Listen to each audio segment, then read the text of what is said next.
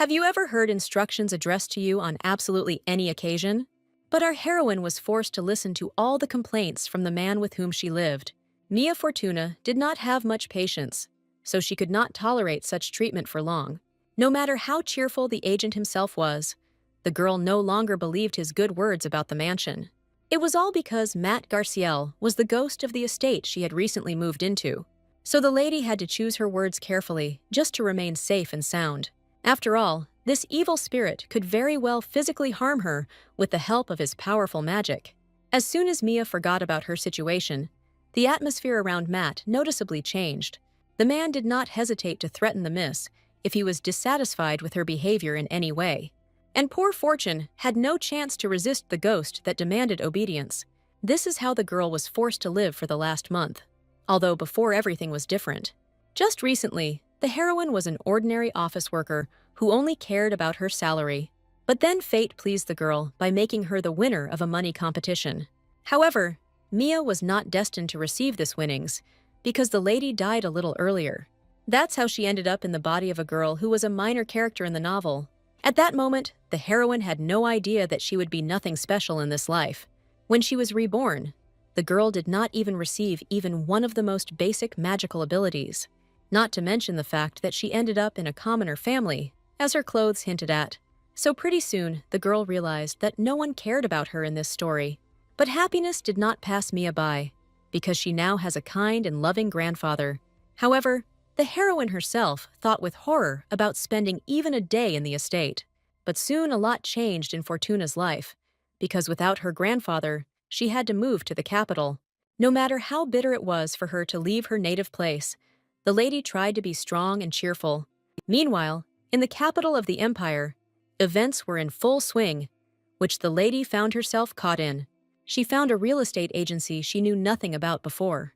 The agency director said nothing to the girl when he found out that she did not have much money. Moreover, it turned out that he had several cheap housing options in mind. And from the very beginning, the proposed option was to Mia's liking, as she did not want to live in poverty. She didn't even believe that such an estate was really worth her small amount of money. The place was so huge that the agent asked the lady to stay close to him. The only problem was that inside this part of the building was in complete disrepair and ruin. Never before had Fortuna encountered such poor living conditions, and the co-owner was confident that his buyer would like all the outlandish things in the building. But the girl was in no position to deal with her grumpy roommate. No matter how cheerful the agent himself was, the girl no longer believed his good words about the mansion. Mia could only hope that the other options would be no worse than this one. So soon, together with the agent, the lady went to the next budget house. From the outside, this place looked much more modest, but at least it wasn't as repulsive as the previous one. However, the girl found out the nuances of this house already at the entrance, which she was not happy about. The whole point was that the architecture here was not at a right angle, as usual. However, the man diligently did not notice that he was constantly moving to the side due to the tilt. The heroine understood perfectly well that she would not be able to get used to such riding around the house. No matter how the agent tried to persuade the lady, reminding her of her budget, she remained adamant. Then, the man admitted that he had another option that the client might like. With a sinking heart, Mia began to pray that the last house would really be right for her. And this time, the estate was several times larger than the first mansion shown. The heroine's mouth could not close, as she was too amazed by the space. The agent himself spoke beautifully about the mansion, in the hope that the deal would take place. What surprised Mia most was that she could move right now and live in this place for free. But there was no such thing as a free lunch, so special conditions awaited the girl. Fortuna was not prepared to keep this entire huge area with a bunch of rooms clean. Moreover, the lady was forced to sign a life sentence only in this estate. As soon as the heroine heard that she would be paid money for this, she immediately agreed. Luckily for the agent, he no longer had to persuade the girl to choose anything. Mia completely forgot about the consequences that might await her in this old mansion. So, she was impressed and signed the document, just to enjoy luxury for the rest of her life. The man's job was to sell the house, so he would never reveal its details. However, as he was leaving, the agent still sympathetically wished good luck to the lady who had fallen into his trap. The heroine had no idea that from now on, her peaceful life would never happen. Although Fortuna's intuition told her that something was wrong, she did not change her decision. And so, by evening, the lady had completely moved to the place where she was forced to live until her death. Mia initially understood that it would be difficult for her to clean this entire mansion alone. The only way out for the girl was to hire cleaning ladies, whom she could afford. But right now, Fortuna was so tired of moving that she didn't want to decide anything. She felt a little guilty about not having started cleaning, but she could wait. For the first time in a long time, Mia was able to fall into the deep sleep she had been missing so much. All the girl's thoughts were full of peace, because a new home had finally been found. Therefore, the lady no longer worried about anything and could fall asleep so quickly and easily in the new place. But the heroine couldn't even imagine that some male voice would wake her up at night. For some reason, although Mia heard the voice, she could not move, as if she were in a dream. Upon seeing the male image, the lady decided that she had suffered from sleep paralysis, and that was why she felt this way. And the unknown handsome guy continued to complain about the dirt throughout the estate. As a result, he even used magic to turn over all of the girl's suitcases to teach her a lesson. Only after this was the heroine able to move, desperately wanting to achieve justice for herself. But it turned out that there was no one else in the room, although Miss had definitely heard someone's voice. Mia had previously suffered from auditory hallucinations after nightmares, so she attributed everything to them. And only the suitcases scattered across the floor silently told the hostess that everything was true. At that moment, the heroine drove away any thought that she could have met a real ghost. She started cleaning up, since she couldn't sleep in this place anymore anyway. Mia didn't even suspect that the weightless silhouette was watching her closely from the side. Already on the first day of cleaning, Fortuna began to feel a lot of dissatisfaction with her mission. And every dirty word irritated Matt, so he indirectly hinted about it. However, at that time, the heroine did not believe in ghosts, so she attributed all her failures to her drowsiness. The girl obediently spent the entire morning tidying up the mansion, and now she allowed herself to rest. But Garciel was not satisfied with this arrangement, because he was still dissatisfied with the results of the cleaning. So, Mia, who understood nothing, was once again confronted with mysticism, which she had not attached any importance to. Anyone in the heroine's place would have long ago guessed that the problem was not her own carelessness. This is exactly what Matt was desperately trying to demonstrate by attacking his stupid roommate from the shadows. Once again, Fortuna fell for the clever trick of the ghost whose existence she denied. A little more, and the lady's moral tenacity could have led her to the end of her life. This time, the heroine couldn't just push the thoughts out of her head as she had done before.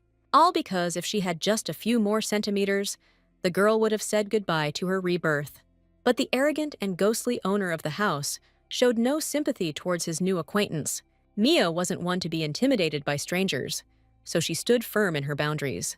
However, the girl's contractor and part-time owner of the house had no intention of leaving. Fortuna was not warned by the agent that she would be sharing this estate with an evil ghost, and Matt knew from the very beginning that this detail was spelled out in the house transfer documents. In a panic, the heroine rushed to the papers, which she had managed to carefully fold in the locker. And on the very last page, in small print, it was written that the house was ruled by a spirit. For the first time in her life, the heroine felt truly destroyed and deceived. However, now the lady had to fulfill all the demands of Garciel, who was the master under the contract.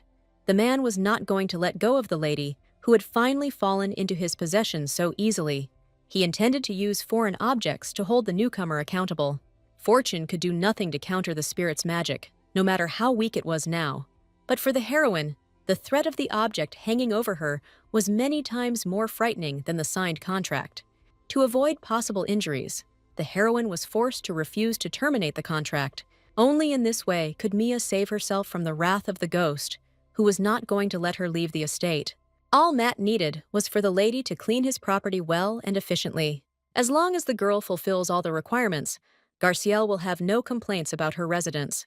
But the heroine still couldn't get her head around the fact that she had inherited a ghost along with the estate. Before, she didn't believe that spirits could really live in the place to which they were attached. No matter how much Matt claimed that he was still alive, these words did not reach the girl's consciousness. But as long as Fortuna was cleaning the mansion properly, Garciel was willing to tolerate her stupidity. But the heroine was not happy with this forced proximity to the ghost of the mansion. She understood perfectly well that she would not be able to exorcise the spirit, otherwise it would have already been done. So the girl found herself in a desperate situation because of just one contract. But it couldn't stay like this, so the desire for justice flared up in Mia.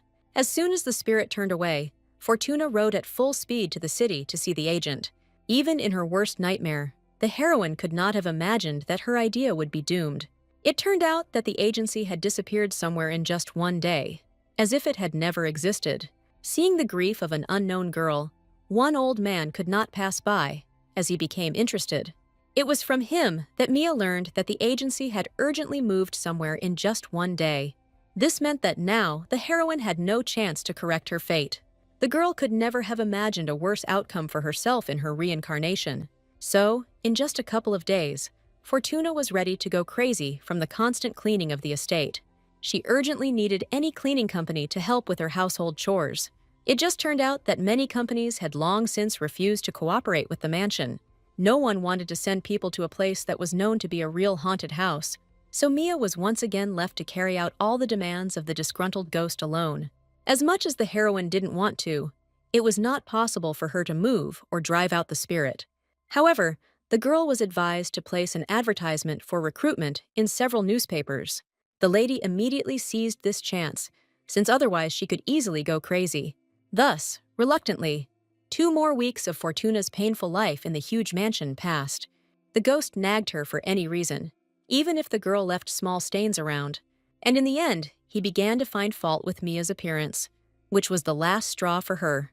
The heroine was afraid to respond angrily to the spirit, only because he could use magic at any moment.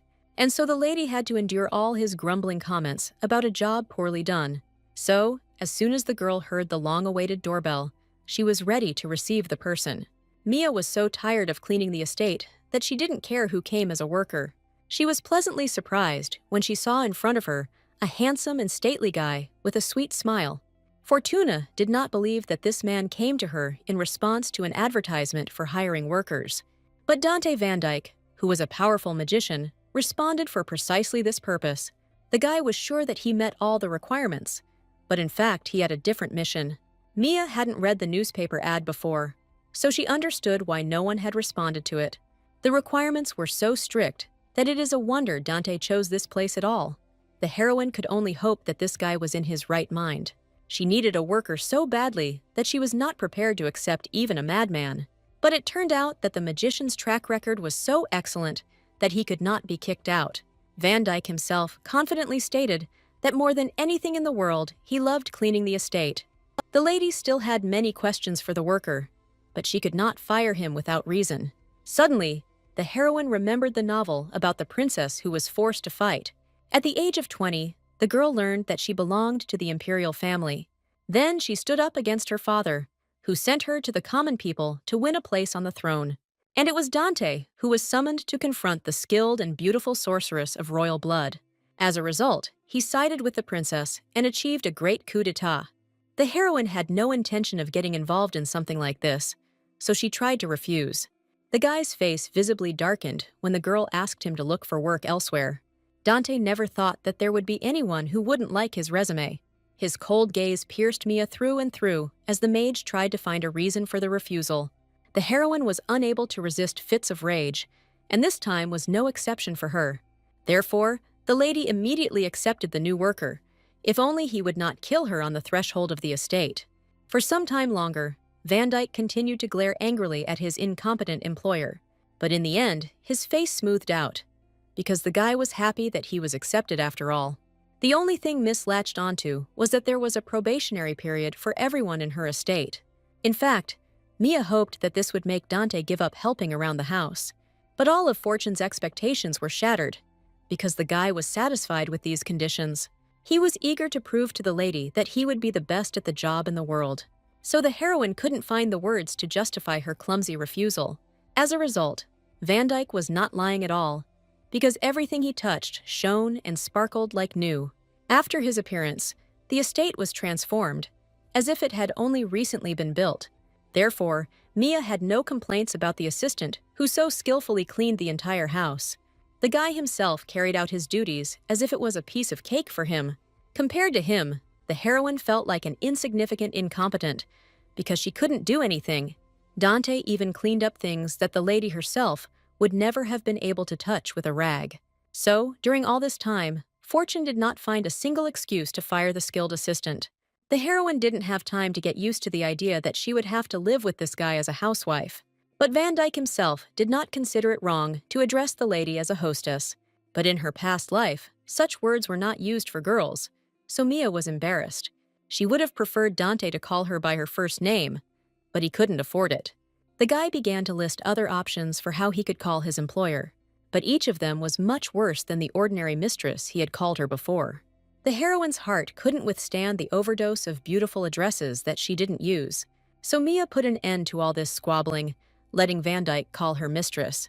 The guy wasn't at all against it, since it was this nickname that seemed appropriate to him from the very beginning. No matter how Fortuna tried to talk to Dante, she always thought that he was winning. Over the next few days, Van Dyke cleaned the entire estate almost without interruption. In the end, even Matt was pleased with the work of the new assistant, who was much better than Mia. The girl could not contain her indignation at the fact that her ghost still refused to accept her. But in fact, this attitude was deserved, because even now the lady did everything wrong. She accidentally started digging up ancient rose bushes that were highly prized at the market. But Garciel was forced to turn a blind eye to the actions of the lady who agreed to live in his house. But it even violated the beauty for which his estate had been most famous in the past. The girl had never heard of Rilke's roses before, which were so dear to the ghost. But what struck the lady most was that the spirit also expected her to skillfully manage the garden. But this territory was so huge that it was possible to build something else on it.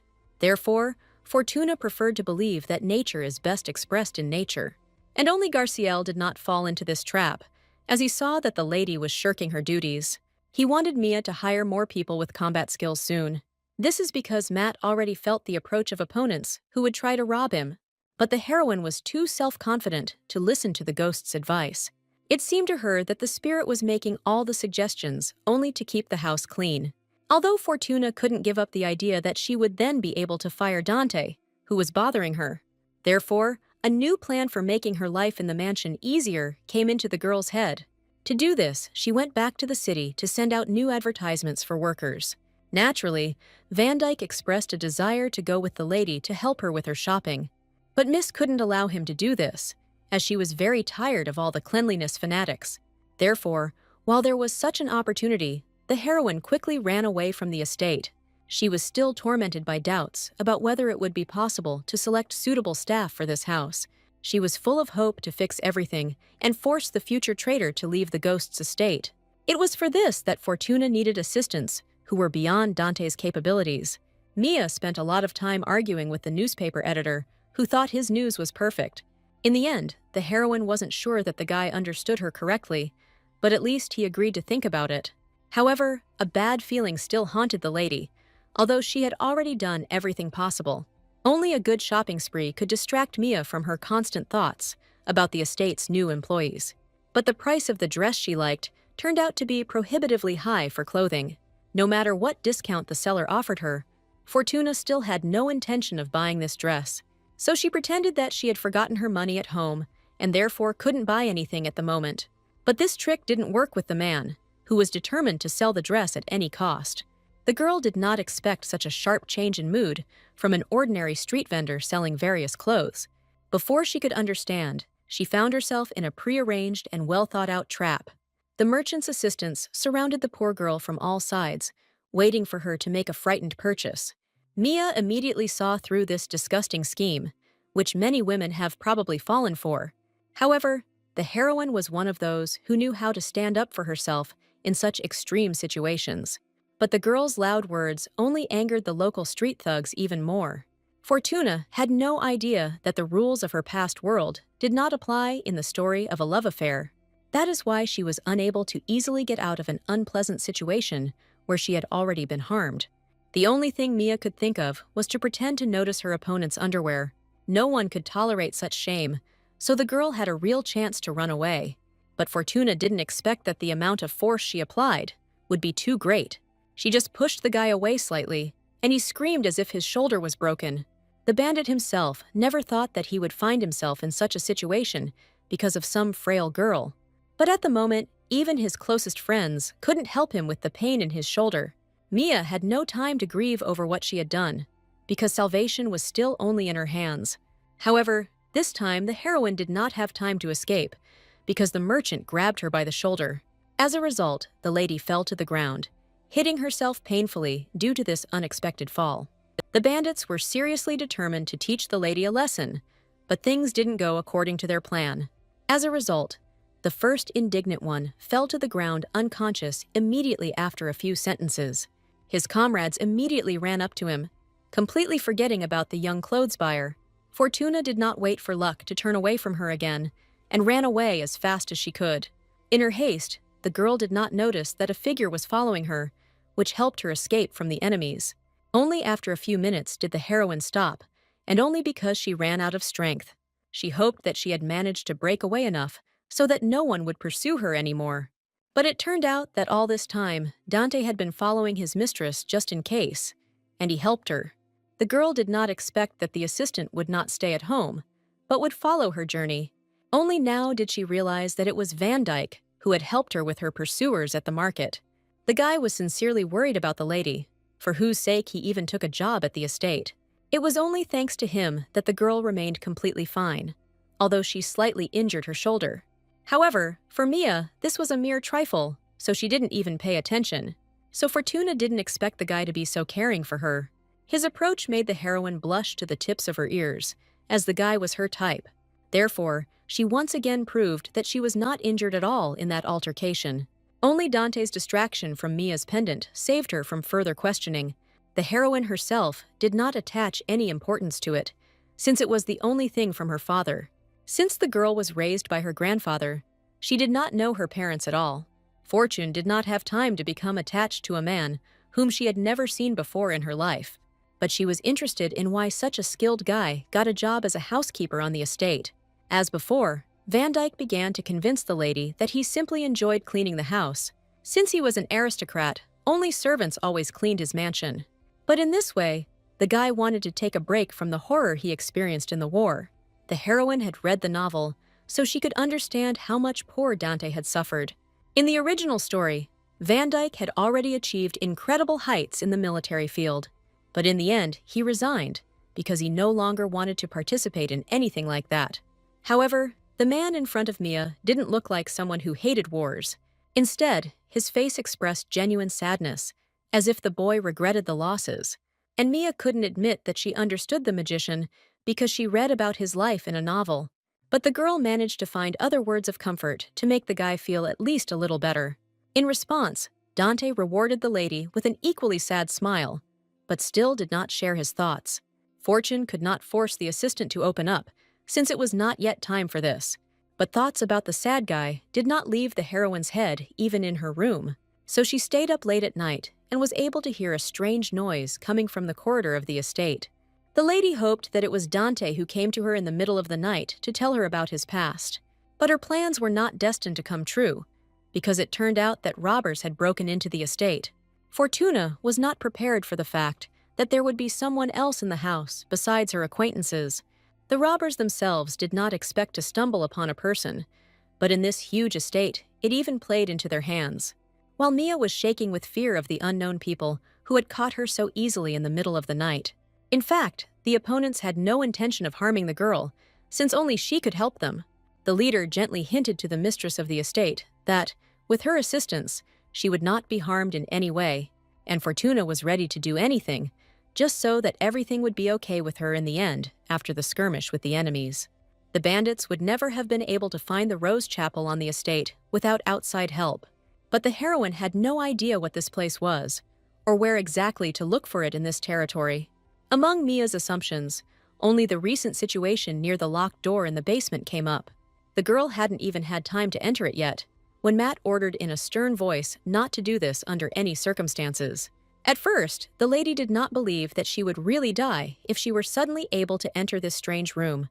In Fortune's eyes, the old ghost was simply hiding something like his deepest secrets behind the door. However, Garciel didn't plan to hide anything like that, because that room was indeed dangerous. At that moment, the heroine was glad that she had one less room to clean. But right now, knowledge of this place brought the girl a lot of problems, because the bandits became interested in her. Mia couldn't run away anywhere, so she was forced to obediently fulfill all demands at the point of the blade. To stay alive, the lady lied that only she knew the long password to that ancient door. This was not part of the leader's plans, as he wanted to get rid of unnecessary witnesses. But his accomplices believed the rumors that Mia was a witch, so they did not want to harm her. Only the leader openly laughed at these assumptions. Although he also did not touch the lady, the heroine still couldn't understand how she ended up in such a sad situation for herself. But the girl had no other options, so she led the bandits to the supposed chapel. On the way, the boys happily discussed the fact that they had never seen anyone in this huge estate. Mia tried her best to ignore their useless chatter, so as not to show any emotion. But as soon as the girl led the robbers to the right door, the leader declared that the lady should open it. Fear pierced the heroine's entire body, because she clearly remembered that it was impossible to open this door. Fortuna's only hope was the unexpected appearance of Garciel out of thin air. But for some reason, the guy seemed in no hurry to materialize, although, like a ghost, he could appear anywhere. So Mia was faced with a terrible choice. She would either die from the magic of the room or from the knife. The girl tried her best to stall for time, just so the harmful ghost could come to her aid. The bandits tried not to interfere with her too much, since some of them believed that the miss really was a witch. The longest song the heroine remembered was the anthem of her country in a past life. It was this one that Mia began to sing, carefully stretching out the notes to make it sound even slower. Fortuna herself did not believe that after this song the door would open, but that is exactly what suddenly happened. For the first time in her life, Mia fell into true despair, because everything around her was not going according to her plan or desire. But this time, the robbers did not leave the lady alone, as they demanded that she come inside. Mia resisted as best she could, because she did not want to die at the whim of some people unknown to her. She still hoped that Matt would show up soon, and this whole situation would be resolved quickly and easily. Only suddenly, the bandits announced that they were now sure that the owner of the estate had disappeared. The reason for this was the advertisement for hiring workers, which Mia herself so cheerfully printed in the newspapers.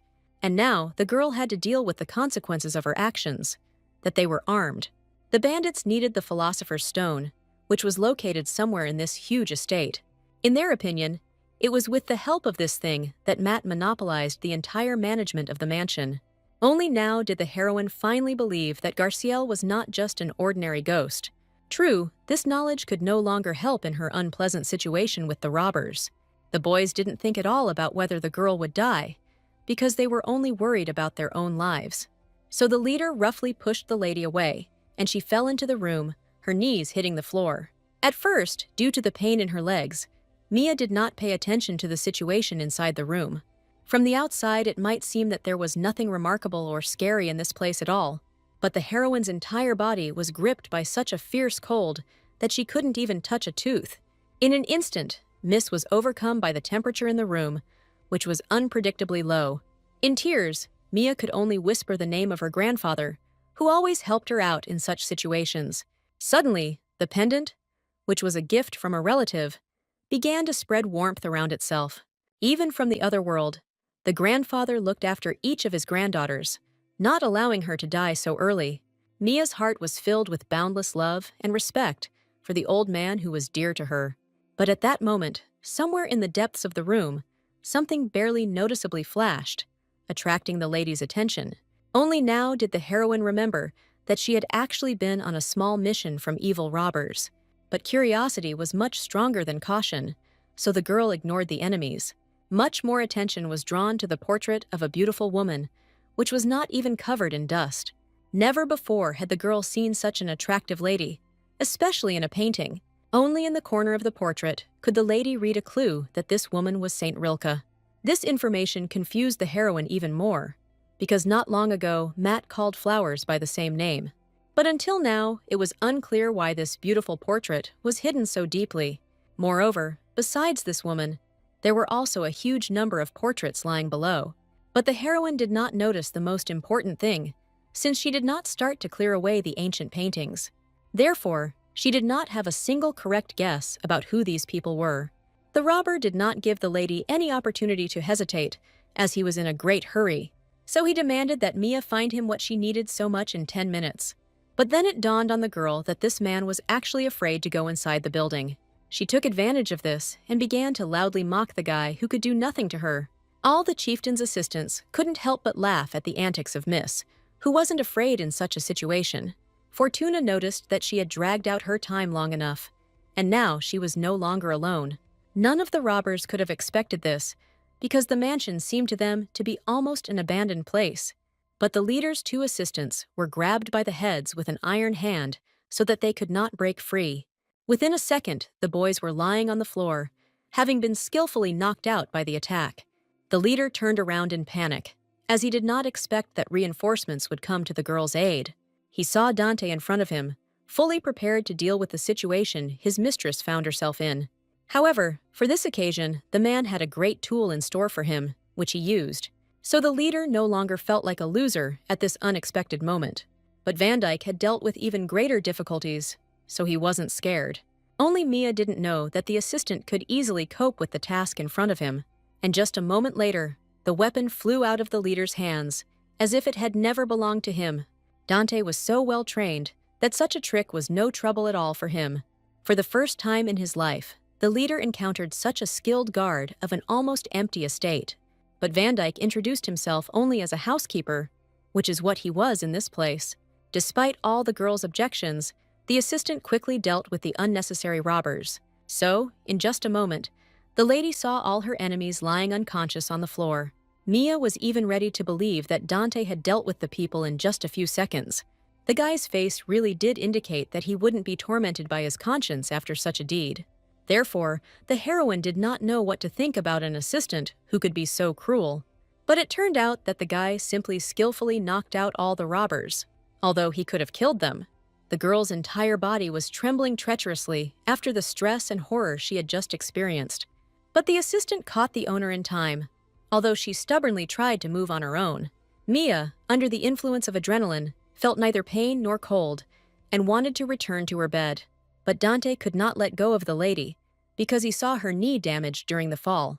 Only after the assistant's words did the heroine realize that she had been experiencing pain all this time. She didn't even have time to notice how she got hurt, since she was too busy all this time.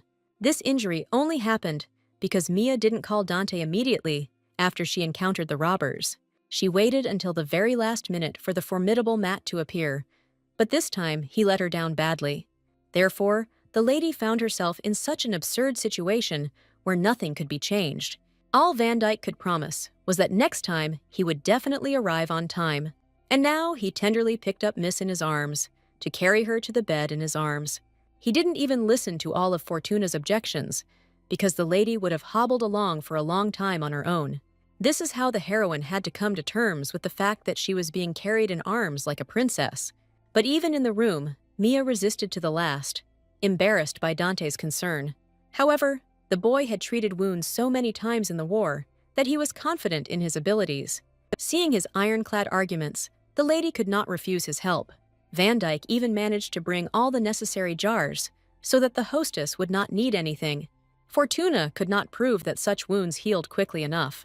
All because no girl could resist Dante's sweet gaze. And the heroine was no exception, so she lost this battle, leaving everything to the guy. This is exactly what Van Dyke was trying to achieve from the very beginning, since the condition of his mistress was important to him. In a few minutes, he prepared everything necessary, which would have taken Miss much longer. The assistant noticed that the girl was quite brave and patient, since she remained silent about the wound. The whole point was that in this life, the heroine managed to learn one important lesson. She realized that it was useless to cry in many situations that were beyond your control. The girl's childhood was calm and cloudless, but soon her father went off to war. And then the supposedly kind Uncle and Aunt Murray took little Mia into their care. But their good relationship lasted until the lady's father stopped sending money. Since then, the little girl's life turned into a living hell, in which no one cared about her. It was at that moment that the girl realized that her tears would not help that enormous grief. And to this day, Mia remembered the lesson she had learned, although everything had been much better in her past life. Dante had no idea that this cheerful girl had once gone through hard times. However, Fortune herself could smile happily because she had such a good assistant. Soon the guy had completely treated the owner's leg, but she still couldn't strain herself. However, the heroine once again tried to prove that she was stronger than she seemed, and it didn't end very well again, as the lady couldn't even stay on her feet. But the girl achieved a sincere and cheerful smile on Dante's face, which she was already happy about. The guy was even ready to help the lady change her clothes so that she would not need anything, but the heroine wasn't mentally prepared for this, so she didn't consider this option. In fact, the assistant offered to help as a joke, so he left the lady alone. And after just a few hours, the heroine was convinced that she didn't need bandages at all. The severe wound on his leg healed as if it had never been there, and not even a hint of a scar remained. The lady discovered this ability when she found herself unharmed after falling from a height, and from then on, all her wounds healed very quickly, so that Miss did not have time to notice them. Out of pure politeness, the heroine left the bandage in place because Dante tried so hard. But since the wound no longer bothered her, it was time to move on to her direct duties. From early morning, Mia searched the entire estate with loud screams for the ghost, who never appeared. She looked under every surface, but she couldn't find Matt anywhere.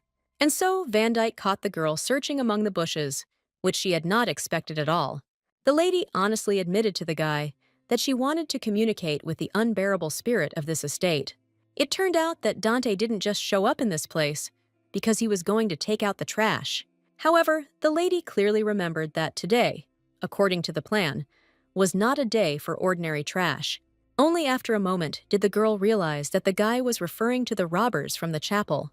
But Van Dyke had no intention of taking his mistress with him on this important and difficult task. He was worried that the lady's leg was still not healed enough for such trips into the city. Mia couldn't tell that her leg no longer bothered her, because it had completely healed, so she quickly found another suitable argument, because she threatened to go on her own. After this, Dante had no choice but to give in to the restless girl. They both ended up using disguises, wearing the clothes of average commoners. And in exactly this outfit, the guy and girl showed up at the police station with information about the thieves. Mia was determined to succeed, just to get rid of the people in the chapel, but there were a lot of bad rumors circulating about the Garcial estate, which the man was familiar with. Therefore, he did his best to refuse help to the parishioners, not wanting to come to that place. No matter how much the heroine was indignant, it was all just dust in the eyes of the lazy policeman. But he didn't expect that the man next to the girl would turn out to be a higher-ranking official. Dante deliberately revealed his name, because he knew perfectly well that no one could refuse him. As proof, he showed his badge, since he was retired. Realizing what kind of person was in front of him, the man could no longer refuse the request. But the lady didn't know that her employee had not actually been discharged from the army. It turned out that Dante himself did not know about this until recently, because his superiors did not let him go. Mia could understand why the generals did this, since Van Dyke was a powerful mage. Moreover, only this person could easily solve such complex issues. But unexpected complications arose, because the policeman was surprised by the lady's relationship with the guy. Fortuna had previously suspected that her nickname might seem inappropriate to other people. She explained as best she could that they were simply in a business relationship with such treatment. At the same time, the lady was dissatisfied with the assistant, who did not hesitate to call her mistress everywhere. Van Dyke himself sincerely didn't see any problem with this, since he was used to calling Mia only that way. The girl once again retreated before the sweet face of her assistant, with whom she could not be angry. So with a sigh, she swallowed the indignation that was about to spill out onto the guy. This is how Van Dyke cleverly avoided possible punishment, which he actually knew very well. Meanwhile, in the chapel of the Garcial estate, the robbers were trying their best to find a way out. The leader was the most angry of all, because the whole group had fallen into the hands of the housekeeper so easily. His assistants still believed that the whole thing was due to the witch's blood of the new mistress. Many remembered that it was this girl who, with just her touch, defeated her comrades at the market. But these dialogues did not last long, since the leader noticed someone else's presence. A disgruntled voice, chilling to the point of trembling, sounded somewhere in the depths of his subconscious. Matt finally showed up and promised that all the robbers would die a horrible death. The leader was not prepared for such a situation, because it was useless to fight the ghost. He was sure that the owner of the estate had disappeared, but it turned out that this was fundamentally untrue. With one appearance, Garciel changed the mind of the stupid leader, showing him his furious face. The thin cry that the leader let out in fear would have been the envy of any girl. In a panic, the man began waving his weapon, but none of it could save him. Meanwhile, Dante and Mia peacefully returned to the mansion, unaware of the horror within. The girl took advantage of the moment and asked her assistant about the philosopher's stone. She didn't expect that he would be well aware of the legends about this item being in Garciel's possession. The lady looked at Van Dyke with suspicion, as if he might have come to work for her on purpose, but the guy immediately declared that it was useless to steal the stone, because it had to choose you as its owner. The thieves' mistake was that they hoped to gain possession of the stone by chance. Only Mia knew how foolish the original plan of the robbers, who were looking for luck, was. Matt constantly appeared before her and was always dissatisfied with some of the lady's actions, so she could only hope that the guy wouldn't show himself to the police. As soon as the man appeared, he pleadingly asked Dante not to report him to the management. The assistant was only interested in dealing with the robbers, so he maintained a stern appearance. Fortuna did not immediately notice that, although she was the mistress of the estate, no one was looking at her. All the police officers by default obeyed only Van Dyke, who had a higher status than them. Soon the invited guardians of order reached the chapel in the basement of the estate, but it turned out that there was nothing left to take, because all the robbers were dead. Their mangled bodies lay scattered throughout the room, and it was clear that no one had survived. This news was unexpected for the heroine, who had only seen these people yesterday. She looked at Dante suspiciously, and the guy couldn't help but notice this strange look. It was important for Mia to find out for sure whether the assistant was not involved in the death of the robbers. Van Dyke was deeply offended by the fact that the hostess thought of him first. But the thing was that after yesterday, the girl could no longer be sure of anything. As much as she didn't want to believe Dante, her fear of his abilities was much stronger. The awkward pause that arose between them was only saved by another shout from the policeman. It turned out that one of the bandits had a clue about what happened in the chapel right in his hand. One of the dead men was clutching valuable jewelry tightly in his fist. The police officer was forced to check precisely to understand the whole situation. And indeed, real diamonds, of which there were quite a few, fell out of the dead guy's hand. It was in Dante's interests to make the police think that these guys had not divided the money between themselves. But the policeman doubted whether the gentleman in front of him was really clean. However, pressure from Van Dyke left the man no other choice. The assistant skillfully conducted the investigation on behalf of the invited guests, noticing that the bandit leader was not there. So the guy assumed that the man had run away with the money after killing everyone else. No matter how much the policeman doubted this theory, he had to accept it as the truth. He tried his best to please Dante so that he would give him a good recommendation. So the policeman's role in this case was purely nominal, and everyone understood this. All the guests left the mansion as quickly as possible to avoid running into a real ghost. So soon, Mia and Dante were left alone again, and this time without any corpses in the chapel. Fortuna still didn't believe that the assistant was telling her the truth about the robbers, and Van Dyke was offended by the girl's distrust because he tried to do a lot of good for her. The heroine herself could not explain why the deaths of the thieves seemed strange to her, but the guy didn't intend to take anyone else's life because he had enough of that during the war. The role of a kind and caring person was not just an image for the former commander, and from his sad eyes, Mia saw that at that moment, the guy had no intention of lying to her. The lady froze in surprise, because all her prejudices had deeply hurt her faithful assistant. Too late, the heroine realized that she had jumped to conclusions about Dante, but time was lost. And now Van Dyke was disappointed in his beloved mistress. Mia herself didn't expect that her distrust could hurt someone so much. She couldn't allow herself to leave things like this, as it would only continue to hurt Dante. So the girl abruptly turned the guy towards her, who did not expect such speed from her. As quickly as possible, Fortuna asked her assistant for forgiveness before he left. Mia's recognition was important to the guy, because it was for her that he had been trying all this time. He could see in the girl's eyes that she was sincere in her intention to trust him in the future. But in exchange for forgiveness, Dante asked for one wish, which the lady would have to fulfill. Van Dyke liked to have aces up his sleeve, so he agreed to forgive Miss, Mia once again felt as if she had fallen into this cunning man's trap, but there was no turning back, because the girl herself wanted to achieve forgiveness at any cost. As soon as they entered the mansion, Matt immediately admitted that he had killed all the robbers personally. The ghost was the last person Fortuna would have thought of, as he had not appeared for a long time.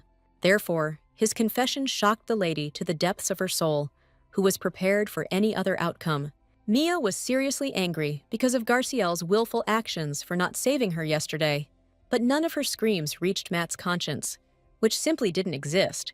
Moreover, he used magic to shut the girl's mouth so that she would no longer yell at him. Matt had his own reason for doing this, because he could not let the robbers go without punishment. That is why the ghost created the illusion of a fight for the jewels, so that there would be no questions. The girl couldn't deny that Garciel's strategy made sense, even if she didn't like it. As a result, the lady began to compliment the spirit, just to appease him with her behavior. It worked, and the arrogant ghost opened Mia's mouth, which is what she wanted in the first place. The heroine did not mind creating a few poses to ensure an easier life for herself. But even such behavior did not soften the heart of the unbearable and nasty owner of the estate. But the lady was genuinely interested in finding out what the philosopher's stone was. She remembered perfectly all the greedy words of the thieves and wanted to find out more from the spirit. But Matt felt something that prevented him from launching into an explanation in front of the lady. He did not make the girl happy when he announced that guests would soon arrive at the estate. Fortune was horrified by this alternative, having just dealt with the robbers. But Matt was willing to wait for these guests, as they could bring benefits to his mansion. Nothing happened until the evening, so the heroine managed to forget about Garciel's words. As usual, she brought food to bed, for which she received a scolding from the neat Dante. Suddenly, a huge earthquake shook the entire estate and made the miss scream in fear. Unlike the girl, the assistant was not at all scared, since he immediately understood what was going on. He carefully reassured the hostess, who was ready to die of fear right then and there. Their conversation was interrupted by an unexpected doorbell, which the ghost had warned about. Mia panicked and decided that they were thieves, but they would never have warned anyone about themselves. In the end, it was Dante who greeted all the guests, since the heroine was not mentally prepared for this. When she looked out from behind the guy's shoulder, she was very surprised at the sight of guests. They turned out to be a strange-looking trinity, consisting of a child, a knight, and a demon in a human body. The boy's name was Ezekiel, and he was the head of the magic tower, something the lady did not yet know. The girl had no idea what the three of them were doing on the estate's doorstep so late at night. She was answered by a swordmaster named Killian, who was forced to always wear armor. It turned out that all three of them had come to work in the mansion, and the demon Eluard was no exception. It took the heroine some time to look at the magnificent resumes.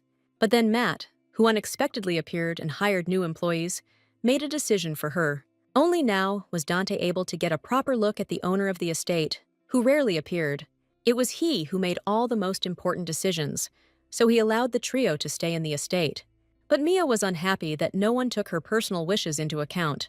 However, the ghost did not even listen to the girl, as he immediately disappeared into thin air. This is how the unexpected guests easily settled into the mansion, contrary to Fortune's wishes. The heroine was instantly left out of work, although she believed that she could at least decide something in this place. The next morning, the lady was frantically thinking about how to drive all the people out of the mansion.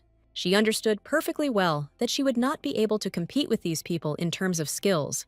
And most of all, Mia was frightened by the demon Eluard, who behaved extremely seductively towards her.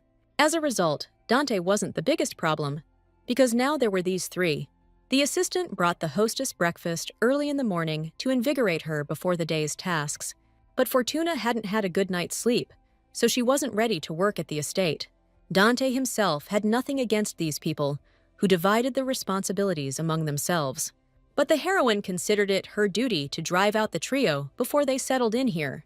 But everything was so simple for the lady, because Van Dyke had a message for her from the ghost.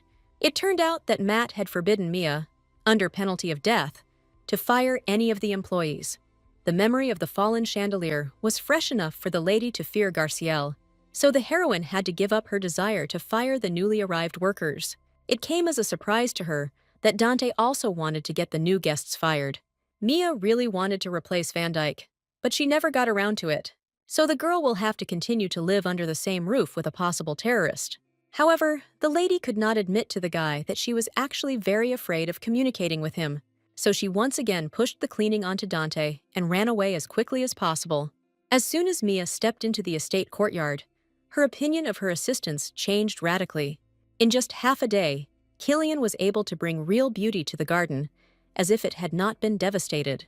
But before, the lady had lived in this place for several months, but was unable to influence anything. The knight was enthusiastic about his work, because he enjoyed such gardening tasks. But the lady could not believe that this man, without a drop of magic, managed to recreate the garden. Fortune deservedly paid the knight compliments, for he did his job flawlessly. But the miss still had questions about why the guy had come to this particular estate. Killian admitted that since Dante was hired here, they should have treated him well too. Mia did not understand a word of the knight's reasoning, because he explained himself too verbosely. But she guessed that Van Dyke and Killian had met on the battlefield before. This shocked the heroine, who believed that all the people in her life were nothing more than coincidences. But what surprised Fortuna most was that the knight didn't just wear armor all the time for no reason.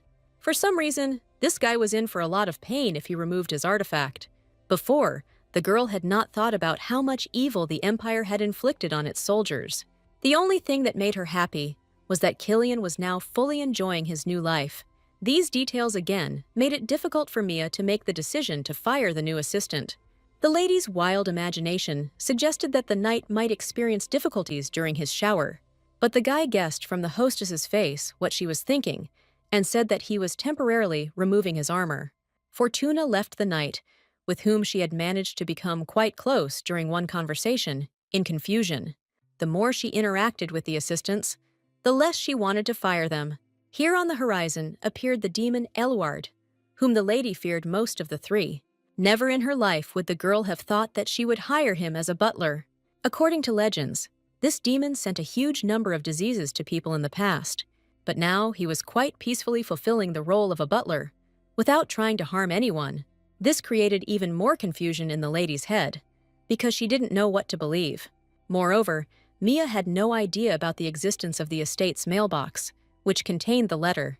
It so happened that the message lay there for a long time, and Miss could not read it herself. But then Eluard distracted the girl, because he had managed to study the financial issue in the huge estate. Fortuna completely forgot that she had to pay taxes on the property, which was huge, so the amount that would have to accumulate in the future struck her to the depths of her soul. Naturally, the heroine wanted to reduce the amount of tax expenses by any means possible, and Eluard had several solutions that he could offer to the new owner. It was possible to make charitable contributions to organizations so that the estate would be treated with leniency. It was also possible to create fake accounting to hide one's real income. But none of these options suited Mia, who didn't understand such things. Then Eluard smiled slyly and hinted that there was one very effective method. His approach confused the lady to the tips of her ears, which the demon himself was only glad about. But Eluard picked the wrong person, because the heroine didn't realize what he was hinting at. Even the resourceful and cunning master of the other world could not foresee this. So he had to honestly admit that he had talked to the girl about a real marriage. Only this detail could allow Mia to forget about all the problems with possible tax debts. Through marriage, many girls avoided many financial difficulties with estates, and the heroine could not deny the fact that such an opportunity was tempting for her. But the girl didn't have a single man in mind whom she could marry. Eluard's kind smile hinted to the lady that he was not averse to taking on such responsibilities. But Mia did not consider herself worthy of the demon himself, who was many times more experienced than her in everything. Such a groom would seem like an enviable candidate to many ladies, even despite his past. However, the heroine was firmly convinced that she should not get involved with a non-human creature. But the girl overlooked the fact that the demon knew how to seduce any kind of people. So he began to seduce Mia with beautiful speeches so that she would accept his proposal. Eluard saw that Fortuna was almost ready to agree to marry him. The girl really melted under the pleasant persuasion and compliments that the demon showered upon her. But then a realization struck her, because the lady realized that Eluard was not doing anything without reason. At the very last moment, Mia was able to refuse the assistant who almost chatted her up. As a small revenge, The demon fled the estate without reading Mrs. Message. So the heroine was once again left completely alone with unpleasant problems. Hunger suddenly overcame Fortuna, who had not had time to have breakfast since early morning. She remembered that Ezekiel had promised to be a good cook, so he had to cook something. So the lady went to the kitchen, completely forgetting that she needed to read the letter. The boy greeted the mistress with displeasure, as she seemed to be wandering around the estate with nothing to do. In turn, the lady did not like the tone of the child who addressed her informally. However, Ezekiel did not feel a drop of guilt for his behavior, because he considered himself better than Miss. Mia kindly attributed Izzy's character to his difficult past, as she dreamed of food. But it turned out that the boy had not prepared anything, since there was not even any food on the estate. Fortuna was surprised to realize that the child was also speaking informally about Dante. She didn't expect that Ezekiel would also be familiar with Van Dyke due to their battles together. Izzy himself did not hide the fact that in the past, he often saved the life of his current housekeeper. The heroine could hardly imagine how this little guy could even cope with enemies on the battlefield. She had no doubt that the coup in the Empire was justified, because Izzy was a child. The desire to somehow entertain and support the boy completely took over all the lady's thoughts. The head of the Tower of Magicians did not have time to refuse the girl, so he was forced to go with her to the market. The boy didn't even blink an eye before Fortuna was already rushing off to get ready for a short trip. Since Ezekiel couldn't let the lady carry the bags alone, he went with her. While he was getting ready, the heroine prepared everything necessary for the trip to the nearest market. But the boy had something much better in store for quick movements. As soon as he called his pet, the huge dragon almost blew poor Mia away with the wind. The shock written on the heroine's face could be sketched for future generations to see. Fortune's reaction was not long in coming, because the lady decided that the dragon was dangerous.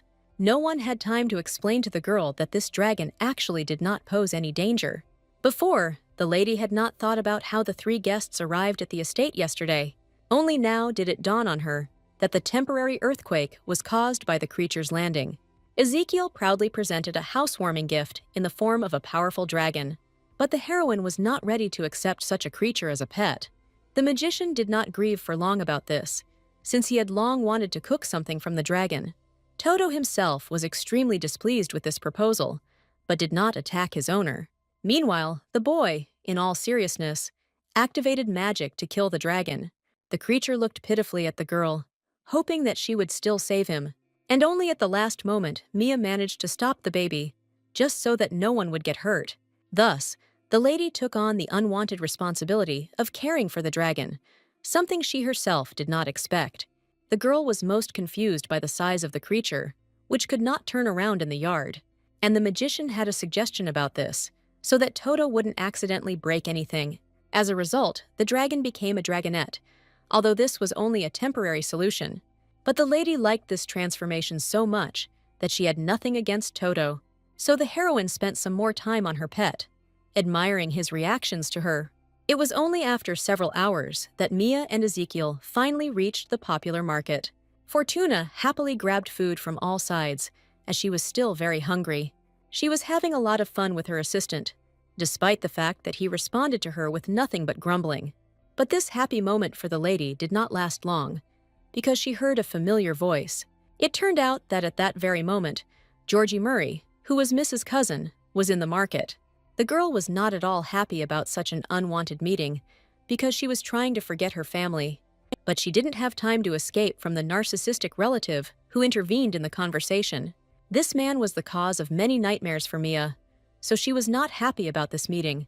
15 years ago, the heroine lived with the Murray family, where the children constantly bullied her. At that time, although there was an adult inside the girl, she could not protect herself from her family. So the lady had to endure the ridicule of the older Georgie and Ermengarde. Mrs. Life was so bad that she practically had to pick up food from the floor. She tried to do everything possible to survive, no matter how bad the food she received was. But Mia's troubles at that time did not end there, because there were many other terrible things. So, Aunt Gertrude blamed her relative for any loss of things in their huge house. The girl could deny her guilt as much as she wanted, but no one was interested. The Murray children deliberately set up their unloved relative by laughing at her. Ermengarde enjoyed the look of horror on Fortuna's face, just as much as Georgie did. so the heroine could never call any of them her real family. As soon as the girl grew up, her aunt and uncle told her that she would work in a factory. Gertrude justified this by saying that Mia's father no longer sent them any money for her accommodation. No matter how difficult it was for Fortuna at that moment, she could not remain without food any longer. So, despite her young age, the girl did everything to survive in this family. Although her life was full of difficulties, the heroine tried her best not to despair. She stubbornly fought for her existence, waiting for the time when she could get away from the Murray family. And exactly this chance presented itself to the girl, to whom the postman suddenly addressed. He brought a letter for her, but no one taught Mia to read in this life. However, the lady could not miss such an opportunity, so she persuaded the guy to read it. Although it was not the postman's job, he still could not refuse this poor girl. This is how Mia learned that all this time, her own grandfather had been desperately trying to contact her. She immediately sent a letter to her grandfather with the help of her boyfriend, and he sued her from the terrible Murray family. Since then, the heroine's life changed for the better, because the old man did not spare anything for her. But this happiness was short-lived, since soon after, the grandfather died. Only Mia was sincerely worried about the departure of this bright person from life. It was at this very moment that the Murray family reappeared, wanting to claim part of their relatives' inheritance. Gertrude personally came to the funeral to make sure Mia was grown enough. Fortuna immediately suspected that this woman would never just visit the old man. During his lifetime, no one from the Murray family ever bothered to come to the aid of the elderly man. But now the aunt has shown up with the desire to marry the lady to a prominent and wealthy count. Gertrude kindly promised to take care of the deceased old man's entire inheritance. But these words only angered the heroine even more, as she saw that nothing was sacred to her aunt. The heroine was ready to give everything in the world, just so that her grandfather would be alive again. But her relatives would sell their souls to the devil just to get some profit with her help. It was for this reason that the heroine fled to the capital, but again met her hated cousin. Mia was terrified that she would have to deal with such vile people again. Georgie himself believed that all his pranks were just harmless childish antics. But the heroine had been through too much to forgive her impudent cousin so easily. Murray turned out to be so narcissistic that even Ezekiel sided with the lady. The boy immediately warned that he would not tolerate rudeness towards the mistress. But his entire speech did not impress the guy, who measured everything by appearance and clothing. That is why the blow to the face was extremely unexpected for the pompous aristocrat. Georgie didn't have time to block the blow, so he quickly flew back several meters. This is how Dante once again came to Mia's aid, since he was very close. In fact, he was just strolling through the streets of the market, as he wanted to give a small gift. The guy was already anticipating the joy on the owner's face when she saw his sweet purchase. Suddenly, he noticed Mia and Ezekiel not far away, although he didn't know about their plans. And the girl's face expressed genuine anger towards his unfamiliar interlocutor. Dante heard the guy's last words perfectly well, and he didn't like them at all. That is why he allowed himself such a sudden appearance, which Fortune was glad about. Van Dyke could not calm down until his impudent interlocutor understood the lesson he had been given.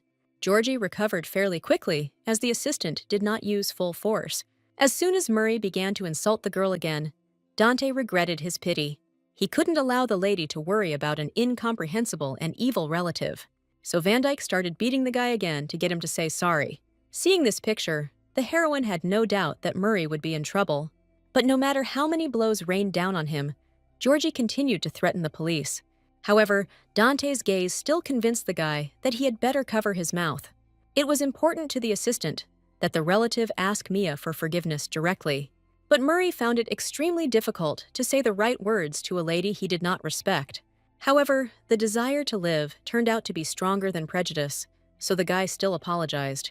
For the first time in her life, Fortuna felt that she was no longer afraid of her pathetic older cousin. Before, the heroine had never occupied a position higher than her named relative, and even in this position, Georgie could not tolerate touching from his unloved sister. Only Dante's threats stopped him from making further threats towards the hated Mia. As soon as the guy started speaking insincerely again, Van Dyke gently hinted at beatings.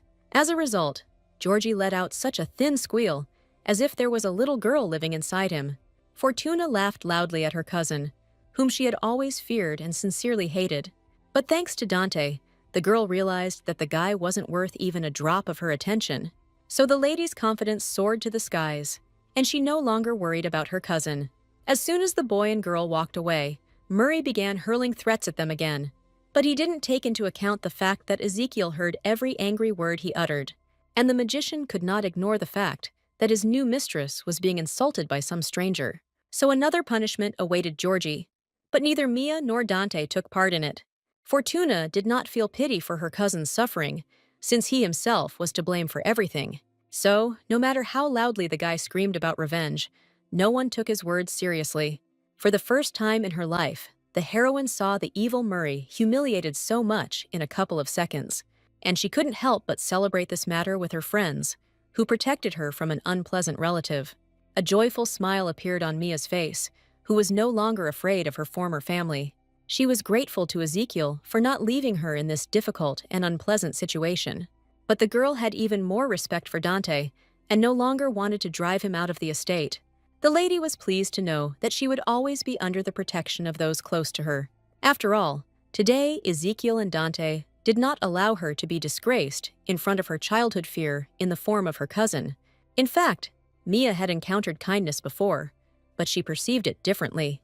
But grandfather taught the lady that not everything in this life has to be paid for, and now she was finally convinced that goodness did exist in her life. But the very next morning, the heroine faced yet another ordeal in a huge estate. The whole point was that Izzy had absolutely no talent for ordinary and tasty cooking. Moreover, the miss never figured out the contents of the letter, which greatly interested her. Mia knew perfectly well that she wouldn't be able to read it herself, so she needed help. It was at that very moment that the girl noticed a ghost slowly walking through his domain. Fortuna had the nerve to ask the great Matt for such a small help, but Garciel's character hadn't changed at all, so he was against helping the lady. The heroine sincerely could not understand why the ghost was so strongly opposed to her, but the whole point was that Matt considered reading such letters insufficient for his status. No matter how much Mia tried to persuade the harmful ghost, he didn't take pity on her for a second. Then the girl took advantage of the moment and returned to the recent conversation about the stone. It was no secret to anyone that the philosopher's stone was located somewhere on the estate grounds, and the heroine insisted that she had to know all the details because she was the manager of the mansion. But even these ironclad arguments did not immediately make the ghost talk about the stone. He finally admitted that this thing was not something one owned, but something one chose and inherited. Only now did the lady realize that Matt himself did not know where the philosopher's stone was. The ghost's silence suggested that he had not really been chosen as an item, so he knew little. Garciel didn't want to waste any more of his precious time, so he left silently. As a result, Mia only developed more resentment towards the wayward spirit. But thanks to this, Dante, who could read that letter, caught her eye. Fortuna came from afar and first offered the guy her help in washing the dishes. The girl did not pay attention to all the objections of Van Dyke, who was familiar with her skills. At first, the guy still hinted that the hostess should just take a break from work, but suddenly he realized that he was pleased with such help from a girl, even if she was bad. So Dante allowed the lady to spend time with him, because he had nothing to lose. Mia herself was thoroughly enjoying the peace and tranquility that Van Dyke provided. Only after some time did Fortuna move on to the matter, for which she had undertaken her assistance. At the same time, she noticed that Dante did not immediately put all the dishes she washed in the dryer. Instead, the boy carefully wiped the cups again before putting them away. Of course, Van Dyke did not refuse to read the letter, as he was focused on washing the dishes. The heroine once again realized how much her assistant did not trust her to clean the house. Be that as it may, the heroine achieved her goal, which was much more important for her this time. It turned out that this letter was some kind of message from one manager to another. The previous assistant of the estate considered it necessary to convey important information to the current one. He asked that the memory of the first owner of this house, whose name was Rilke Piazza, always be preserved. And just in case, the manager left a small token in the letter that would bring him good luck. Dante himself was pleasantly surprised by the responsibility with which the man approached the matter. Mia had no idea that her position had previously been so important and valuable. It even got to the point that the previous manager wrote a letter transferring responsibilities. The heroine remembered a beautiful portrait from the chapel and was sure that it was about this woman. She could only hope that Dante could tell her at least a little about Rilke. It turned out that in the past, this woman belonged to the imperial family, but her cruelty forced the ruler to abandon such a relative that she killed many. This surprised Fortuna, who remembered that in the portrait, Piazza was addressed as a saint. Van Dyck recalled that at the very beginning of her journey, the woman actually worshipped God. But at some point, something went wrong, and she made a damn deal with demons. But after so many years, it was difficult to say how much of this story was true, and Van Dyck understood this nuance perfectly well, so he had no illusions about this legend. After all, even about Mia, there were rumors now that she was a powerful black witch, and her assistant was supposedly a demon who carried out any order of his beloved mistress. This once again proved to the lady that the stories about Rilke could indeed contain a lot of lies.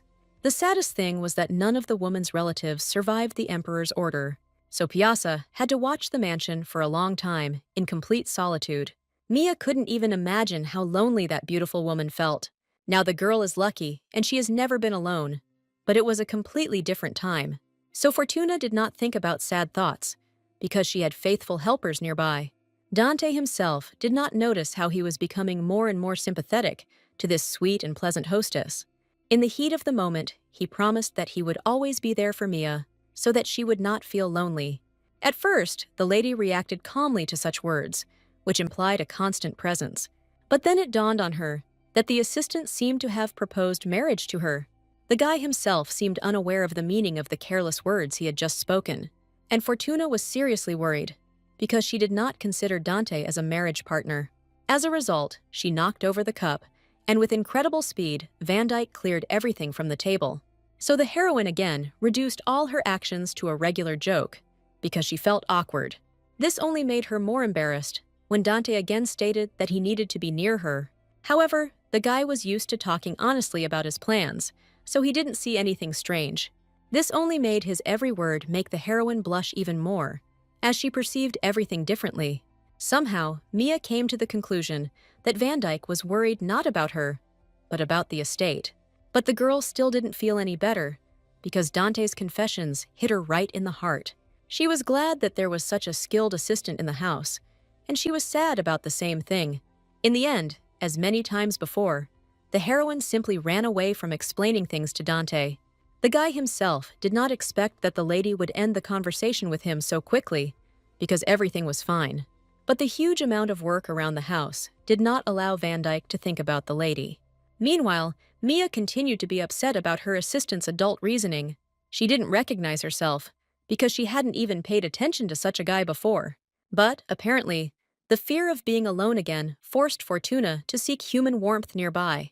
That evening, Killian and Ezekiel did not sleep, as they were holding a secret meeting between themselves. In fact, all the assistants in the estate had a task, but they began to doubt it. Only the head of the Mage Tower remained adamant, and believed that Mia was still dangerous. However, the knight had close contact with the girl, and did not believe that she could harm anyone. Only a limited circle of people knew that a powerful demon slept inside Fortuna, and once he awakens, a huge disaster will engulf the entire empire. Therefore, just in case, every assistant was ready to fight that creature. But until then, they silently continued to observe the life of a rather restless girl. The guys couldn't imagine how someone could be so awkward and inept at business. The heroine was unable to cope even with the little dragon that was causing her inconvenience. She eventually became so angry that she took a fighting stance to punish the prankster. Ezekiel instantly reacted to the possible danger by activating his magic. But it turned out that the lady had only planned to hit Toto on the forehead as punishment.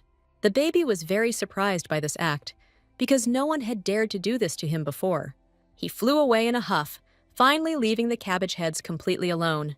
That's why Killian stopped the magician in time, because in reality, nothing serious had happened. But the head of the tower was dissatisfied with his friend, who was behaving so relaxed. The knight had nothing to say in response, because he really had let his guard down completely around the lady. With her active behavior, the girl made people forget about who was sleeping inside her. As a result, Killian had to justify the behavior of his restless pet. Mia calmed down only when the guy promised to take responsibility for Toto's pranks. First, she demanded that the gardener restore all the cabbage heads by tomorrow. But in reality, it was just a joke, because the lady wanted new ones to be planted. Killian instantly felt a warm glow of affection for his mistress, who did not demand the impossible from him. And even Ezekiel could not influence the opinion of his friend, whom he warned about attachment. Suddenly, Dante ran up to the girl, sensing magical energy near her. But the heroine was sure that no one near her had used magic in the recent past. Ezekiel did not admit that he had panicked and activated his abilities in vain, and Van Dyke guessed this perfectly well. But this time, he did not give up his old acquaintance. In fact, he came to inform the lady about the guests who were waiting for her at the gates of the estate. These were Murray's relatives, who came to the girl on a tip from her son. And it was precisely these people that the heroine least expected in this place where she had recently settled. Mia was so immersed in her emotions that Dante noticed that she wasn't feeling very well. But the girl understood that if she drove away her relatives now, they would show up a little later, so she will have to come face to face with her real childhood fears. But no matter how brave Fortuna was, she did not dare to stand up to her uncle and aunt alone. So the lady discreetly asked the assistant to accompany her to that meeting. Dante immediately responded with a joyful smile, because he was pleased to support Miss. To her surprise, Mia noticed that the unpleasant trembling in her body stopped after his words. Only Ezekiel continued to watch with displeasure as everyone around him got closer to the girl. The boy was adamant that they should continue to stay away from her. Meanwhile, the relatives were in full swing discussing what condition Mia was in now. They planned to take the girl with them in order to sell her later for good money. But the heroine was no longer inclined to obey her family, which was nothing but trouble for her. No matter how much the uncle and aunt tried to talk kindly to the lady, she didn't care. Mia didn't want to spend too much time with the relatives who had caused her so much pain. The girl boldly stated that she had not invited the family to visit, so they should leave. But Gertrude still insisted that they were actually close to each other. But in reality, there was not a drop of pity inside the woman towards Mia. She blamed fortune for all her failures, because it made it much easier for her to live on. Since childhood, the heroine has become accustomed to the fact that she was the only cause of others' troubles. And now the lady involuntarily trembled all over with fear, being unable to resist her aunt. This is precisely what Gertrude took advantage of extremely skillfully, not hesitating to put pressure on her wealthy relative. But Dante couldn't stand this kind of treatment, so he stood up for his mistress. The woman didn't consider him to be anyone important, because the guy was wearing cheap clothes. But with his announcement that they were living together, Van Dyke drew attention to himself. Of course, as a man and a woman, uncle and aunt could not ignore such a statement. Only Mia realized how out of context her assistant's words had sounded. It was not in Gertrude's interests if the boy and girl actually ended up in a close relationship. But Fortuna was not going to report any more to her impudent and greedy adult relative. No matter how hard the aunt tried, she couldn't present anything to the grown-up girl. The heroine wanted to end this meeting as quickly as possible because she was not happy with her loved ones. But Gertrude couldn't just leave her, as she needed the girl's marriage. Mia herself remembered that her aunt had previously spoken about some count who wanted her as a bride. But Gertrude had another daughter, so she could very well offer her to them as a replacement. The girl could not even imagine that that influential count wanted to see only her as his wife. The Murray family wanted to use Mia to better establish themselves in high society. Gertrude didn't care about her relatives' feelings, since she viewed her as a commodity. Although Fortuna had been prepared for such an attitude in advance, it still hurt her greatly.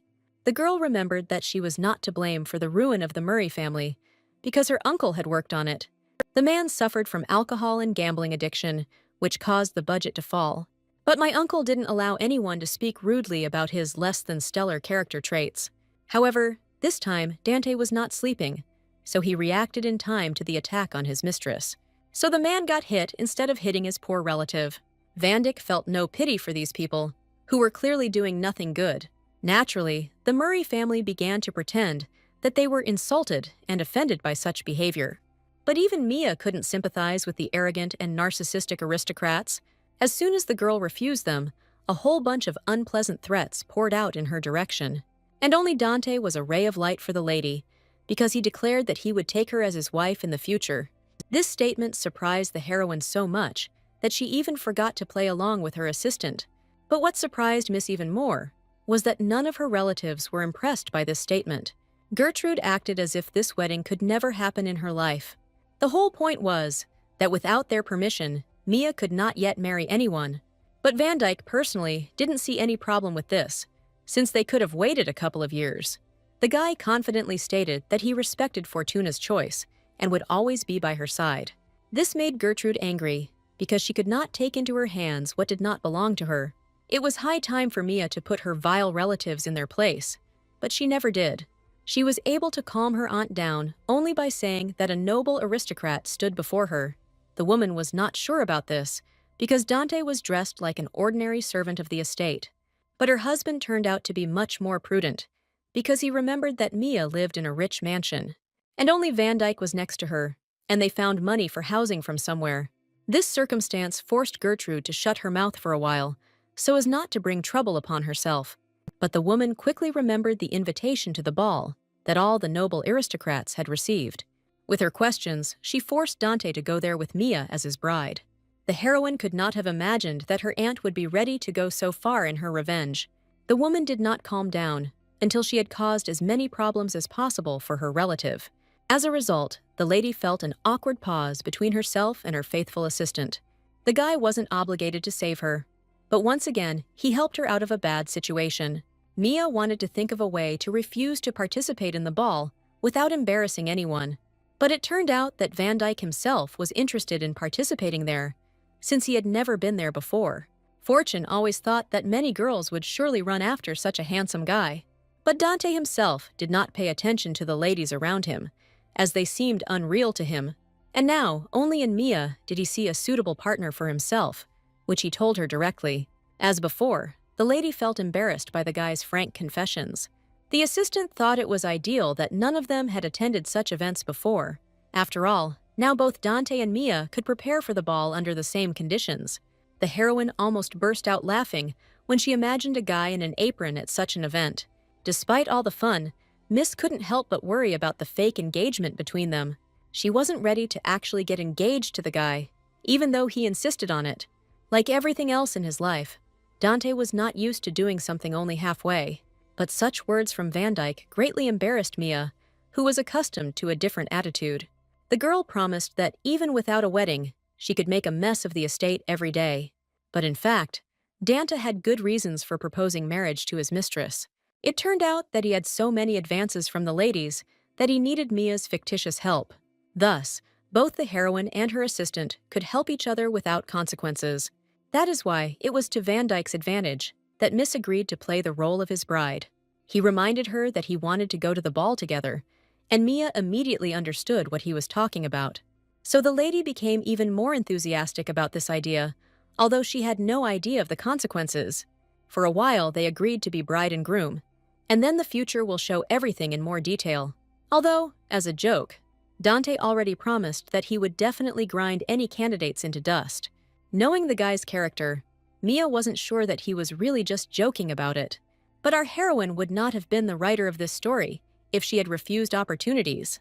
This is how Fortuna and Van Dyck entered into a false semblance of a future marriage. A little later, the lady urgently hugged Toto as she began to worry about the engagement. But it was too late to change anything, since the fictitious conclusion had already been approved. She was afraid that Dante might soon meet his true betrothed, as depicted in the novel. In this case, the guy will hardly be able to refuse the attraction that will begin between them. It was these experiences that captured the mind of the heroine, who did not want to be alone again. If Van Dyke meets the princess, there is a high probability that he will immediately go to her, and the lady was afraid that, following the assistant, all the others would also quickly leave her in the estate. And in that case, Mia will have no choice but to stay in the mansion alone for the rest of her life. No matter how hard the girl tried to think positively, worries did not leave her mind for a single second. But now, Fortuna decided to deal with problems as they arose, because she didn't even know about the rules of the ball. And the ghost, who was reading relaxed in the shade of the garden, could well close all her problems in this vast area. Mia was genuinely worried that she might not be able to cope with her behavior among sophisticated aristocrats. That was why she so desperately needed Garciel to explain at least some basic etiquette. The ghost was interested in this request, because he could demonstrate his knowledge. He gave the girl an example of how one of the ladies treats her at a ball, with the hope that Mia will like the food. In this situation, the heroine would be 100% delighted at the opportunity to eat for free in high society. This answer deeply struck the spirit with its inappropriateness, for the lady was far from the elegance of the aristocrats. Matt had no idea how bad Fortuna was when it came to high society etiquette. In fact, it should have been said that any treat from that lady would seem incredibly delicious. The girl herself would not have guessed that at any moment her behavior could be ridiculed in various ways. The ghost had a whole tirade about this, because he personally knew all the subtleties of communication among people. In the end, the heroine couldn't stand such moralizing, so she ran away from Garciel in search of a better teacher. Pretty soon she came across Killian, who was training Toto at that moment. Mia hoped that this pleasant person would be able to help her with her issue, but it turned out that the knight had never attended a ball before, as he was of low birth. So Fortuna had to continue her search, because she urgently needed another etiquette teacher. The girl was not one to give up after a few failures, so she did not get upset so quickly. Mia doubted that Elward would teach her anything good, and she didn't want to bother Dante. Therefore, the lady was left with one last option in the form of Ezekiel, who was unhappy with her choice. Mia managed to surprisingly quickly appease the boy with compliments, which he was eager to receive. So, within a minute, the head of the magic tower changed his anger to mercy, agreeing to be an etiquette teacher. Ezekiel was rarely praised, although the boy sincerely enjoyed hearing any compliments directed at him. That's how easily and naturally Mia persuaded the magician to at least teach her something for the upcoming ball. It turned out that Fortuna didn't even have a suitable dress for the event, since she had never attended one before. And of course, Ezekiel could easily help the hostess in solving this difficult issue. Suddenly, the boy himself realized that he was beginning to succumb to the incredibly friendly charms of young Fortuna. So he had to disappoint the girl by saying that right now, there was already a lesson for the next few days. The heroine didn't expect that the magician would prefer cooking and cleaning in the kitchen to teaching her. She imagined with horror how she would deal with these matters herself, without the paperwork. Ezekiel's cooking became better and better every day as he practiced constantly. The boy almost completely abandoned the use of magic, which he had abused at the very beginning of his training. That's why he had to manually sort through all the products, which took time. For the first time, the boy allowed himself to sincerely admit that without magic, he could do little. Mia looked at the child sadly, as she guessed what had been bothering him so much all this time. The magician began to feel burdened by the nickname of genius, because without his abilities, he could do practically nothing. A burning desire to support her friend flared up inside the heroine, and she did not resist it. So the girl reminded that the mistakes weren't as important as the situation when you hide them. It was extremely important for Ezekiel to hear such words of support, which no one close to him had ever said to him. Mia was sure that the boy had already achieved a lot, because he did not give up even on the path without using magic. Ezekiel couldn't help but admit that he hadn't expected to hear such a beautiful speech from the seemingly stupid mistress of the estate. But even such support from the girl did not make the boy change his mind about her. He lightly pushed the lady out the door, despite how rude it looked from the outside. The head of the magic tower did this also, because he did not want to show the blush on his face. It was unusual for him to admit that the girl's words had nevertheless reached his very heart. As a result, the heroine once again had to look for a teacher, and the only option left was a demon. At that very moment, he deftly appeared before Fortuna, as if he had been waiting for the right situation. Mia didn't expect the devil's assistant to perform such miracles of movement around the estate. But Elard didn't come for no reason, because he immediately began to pitifully play on the feelings of the young girl. It turned out that the omnipresent demon had heard perfectly well the request the miss was making as she walked around the mansion. And so he pretended to be sad that Mia hadn't come to him with this question right away. Mia barely justified herself by saying that the demon would hardly be able to tell her anything, since he was from another world. However, Eluard himself had no doubts about his abilities, as he participated well in balls. Under the demon's cunning speeches, the lady even thought about whether to trust him this time about etiquette. As a result, the guy quite calmly began to explain to his hostess the important lessons of aristocratic society. The most important thing in this place was to avoid making mistakes that would cause ridicule among people. And Eluard, like a demon who had long been circling among the aristocrats, knew the answers to all the questions perfectly well. But he would be a man if he simply revealed all the secrets of human society. It would be much more profitable for the guy if the lady signed a contract with him, which could give her a lot. And this time, due to an urgent need, the girl became genuinely interested in what the demon was offering her. Eluard promised the lady a star from the sky and his own use, if only she signed the contract. It turned out, however, that the price for this was the girl's soul, and she did not agree to such conditions. Mia was even a little disappointed by how hard the demon tried to lure her to himself. The guy himself didn't explain any details, since many people signed the contract without that. However, Fortuna was not one of those who was so easily taken in by the cunning verbal diarrhea of a creature from another world. Mia couldn't even take Eluard as her partner to the ball, because she already had Dante for that purpose. But this time, the demonic guy was determined to go all the way, so he insisted on himself a lot. This left the heroine completely at a loss, as she didn't understand why she had to choose among assistants at all. And at that very moment, Dante came to the aid of the confused mistress, who was being attacked by Eluard. The demon remembered perfectly well that their engagement was fictitious, and therefore did not want to retreat from his desires so quickly.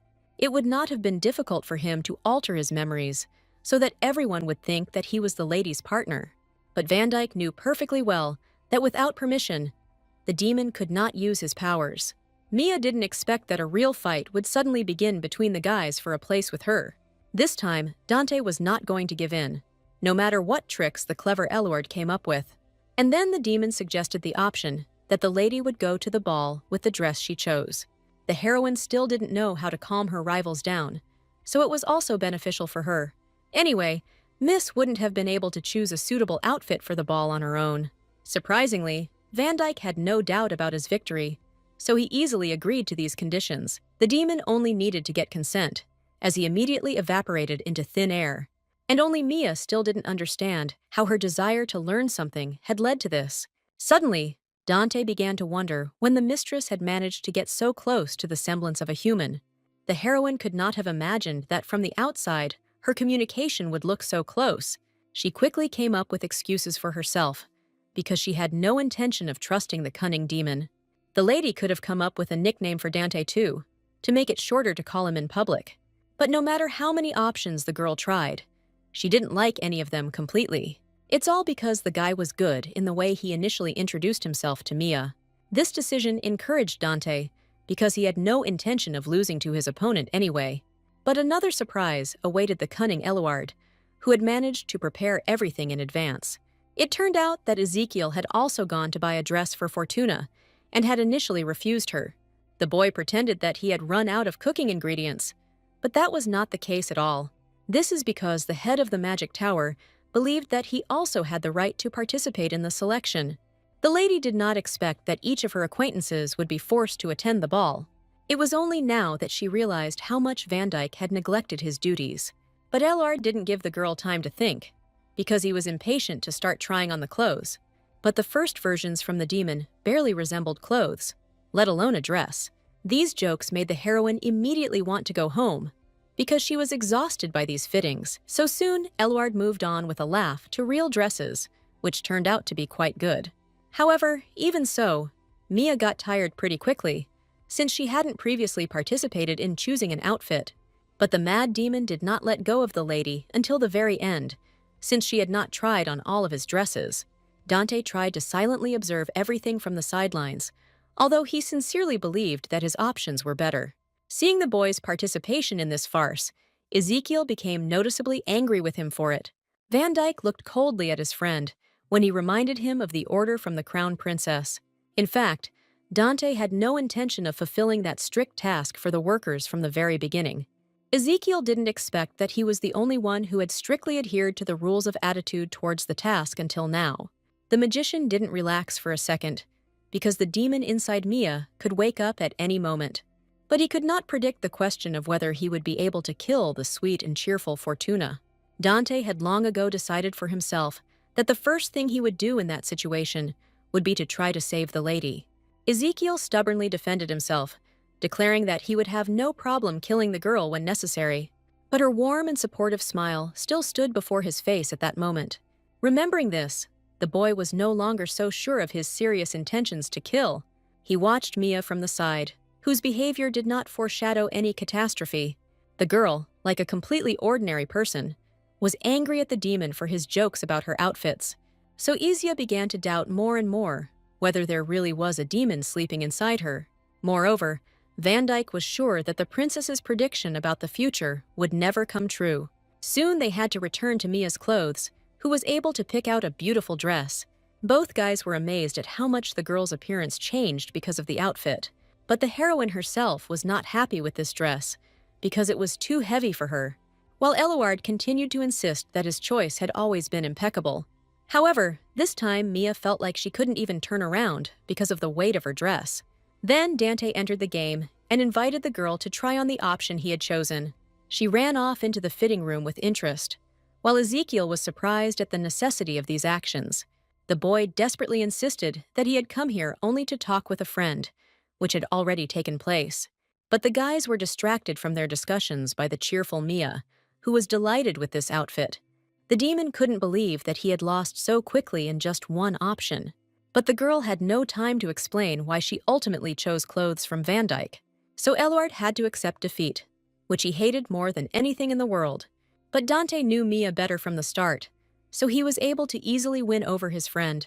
As he was leaving, the demon made a few nasty jokes that slightly stroked his ego.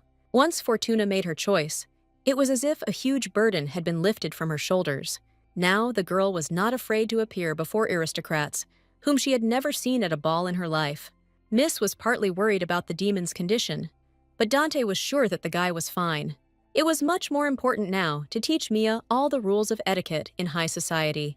So from that day on, the heroine did not have even 5 minutes of time to rest, and for herself. Even Ezekiel unwittingly joined in this training, although he initially did not want to participate. But learning etiquette wasn't the end of it for the lady, as she also had to train her stamina. What Miss didn't like most was learning self-defense, even though the guys insisted on that too. As a result, Mia herself did not notice how she achieved significant results in all areas. However, the girl still wondered why such training was necessary at all. But Dante did not give Fortune a break, because the character of nobles was tempered in various ways. The girl did not argue with the assistants, only because they really knew about the ball better than she did. And so the long-awaited day of the banquet arrived, for which Miss had been so desperately preparing. Ezekiel and Killian were waiting for Mia downstairs in advance, and she took quite a while to get ready. Fortuna tried to take into account every detail, because many eyes would be looking at her at once. So on this day, the heroine could not allow herself to dress inappropriately for noble society. At that moment, Eluard appeared in the ladies' room, wanting to accompany her to the exit of the estate. The guy couldn't help but notice that the girl really did look like a real aristocrat. Although he was not happy to admit his loss, the demon did it with dignity. In fact, he came up with a small gift for Mia that could help her at the ball. They turned out to be earrings that allowed the miss to communicate telepathically with the demon. The heroine had no idea that Eluard could use his powers in such a useful way. And the demon was pleased with Fortuna's reaction, which he had managed to impress to the highest degree. Now the lady was not afraid of any jokes from the nobles, which she still did not understand. So Mia remained sincerely grateful to Eluard for such invaluable help. In the courtyard, Dante, already in full dress, was waiting for the lady he had been training all this time. The guy couldn't contain his emotions, so he exchanged a couple of compliments about the girl's appearance with her. For the first time in her life, the heroine felt like she was the main character in this novel, although she remembered that this was not the case. But when you have so many handsome guys around you, it's hard to think in any other direction. It just turned out that she would have to get to the estate for the ball with Killian's help. The knight had prepared for this moment in advance, but still gave the lady a little surprise. It turned out to be Toto, who could reach any distant place in a couple of moments. But Miss had never flown on dragons before, so she was not mentally prepared for this. A flurry of indignation immediately flared up inside Fortuna over this strange matter. But Van Dyke was sure that with this method, no one would dare to look down on Miss. In the end, even Mia herself perceived this move as a chance to be noticed among the aristocrats. For 20 long years, the girl was forced to live alone, but she really needed at least one friend. It was only for this reason that the heroine agreed to such an unusual journey on a dragon. Ellard waved affectionately to his hostess from below, as he could have teleported himself to the ball right now. But Dante and Ezekiel had to get there using a regular carriage without a drop of magic. The lady realized too late that all this time she had a backup option in the form of a cart, and in fact, she would prefer this very familiar method of transportation. But the heroine didn't have time to change her mind, because Killian was already getting ready to go to the ball. He gave the command to Toto, and with a breakneck speed, they flew up so that Miss didn't have time to squeak. The boys also experienced a huge gust of wind, but they were already accustomed to such situations with the dragon.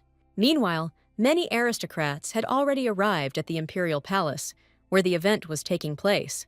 But none of them could have imagined that one of the ladies would suddenly arrive on a real dragon. Toto's landing was so noisy that even the most deaf person could not notice it. For a long time after landing, the lady was afraid to leave her vehicle. Now, the Earth seemed to her the best place on Earth after such an aerial flight. It took Mia a moment to notice that during their landing, they had knocked off part of the roof of the Emperor's palace.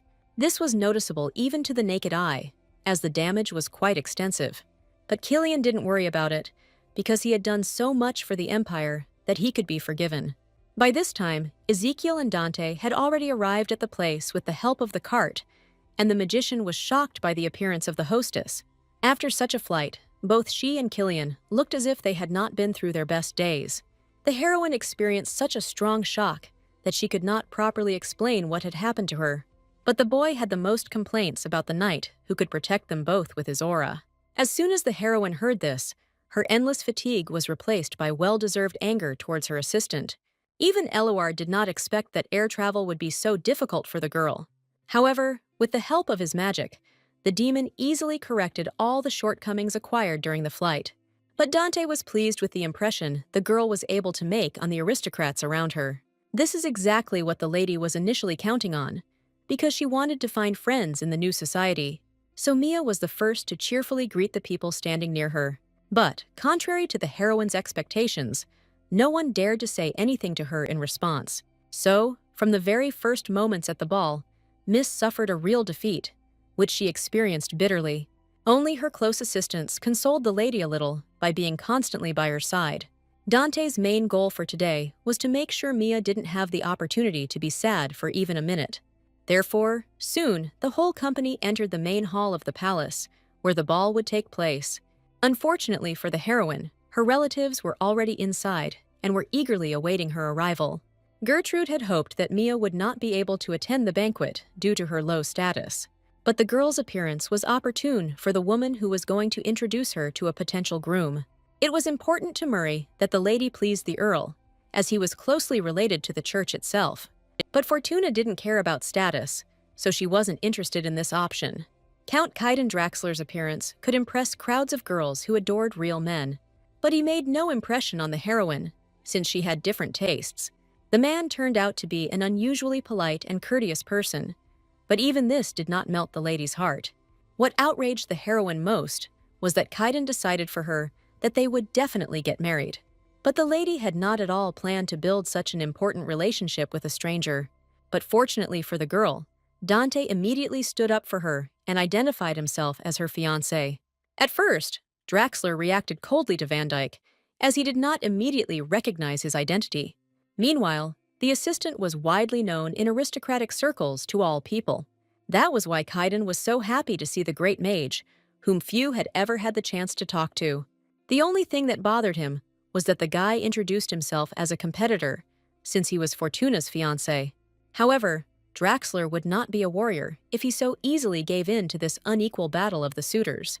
He honestly admitted to the girl that he wanted to be the second contender for her heart, right after Dante. But Mia didn't approve of this attitude, since she didn't even need the first groom. To the heroine's surprise, it was Eluard who stood up for her this time, something the lady could never have predicted. It turned out that the guy could not give up the position of the second groom, because he was sure that he himself occupied this position. Mia had no idea what Eluard, whom she didn't even have time to stop, was planning again. And the guy confidently stated that Killian and Ezekiel were also candidates for the groom right after him. Mia was frightened when she noticed how tense the rich count's powerful muscles were. But it turned out that the guy was delighted with the generosity of the girl, who was ready to accept everyone into the family. This finally convinced Fortuna that she should not have gotten involved with this man. No matter how rich Draxler was, it was only important to the girl's unpleasant relatives. Therefore, she honestly admitted to the man that she did not consider him as a future groom. And for the heroine, the reason was extremely simple and consisted in the fact that the man was the hairiest representative. The girl shuddered at the mere thought that she would have to live with such a woolly husband. For the first time in his life, the reason for refusal was Kaiden's personal pride, because he loved all the hair on his body. No aristocrat had ever dared to raise such a problem before, so the Count was not at all worried. He wasn't ready to give up his hair for the girl, since no one in his family ever shaved. That's how Mia and Kaiden's love story ended, even before it had even begun for either of them. The man accepted with dignity the fact that he was not destined to live with Fortuna. The girl's family was against this decision because they had to return the Count's gifts. The head of the family, who had managed to spend almost all of his money on gambling, was most worried about this. Murray's wife had spent just as much on fine clothes as he had, so they had nothing to return. So the relatives quickly disappeared from sight as they ran after the rich and generous Draxler. The heroine could only hope that she would not see these unpleasant people for a long time. As soon as the main event began, the lady noticed that Dante had become suspiciously silent, but the guy himself diligently pretended that nothing terrible had happened to him recently. Although even the inattentive Mia could see that Van Dyke was quite offended by something, Miss could not be offended by the assistant in response, because his face was sweet even at such moments. It turned out that the guy was unhappy with the appearance of 3 more eligible bachelors in his hostess's life. He was sure that this place was destined only for him, but fate had decided things much more unpleasantly. Therefore, the assistant sincerely did not understand whether he alone was not enough for Miss. The cunning demon stated in time that Mia did not deny his words at the right moment. This is how the heroine found herself guilty of something in which she herself did not really want to participate. It would have been more logical if Dante had asked all these questions to his friends who supported Eluard. Ezekiel and Killian stubbornly pretended that they were not involved, but they were also part of the dispute.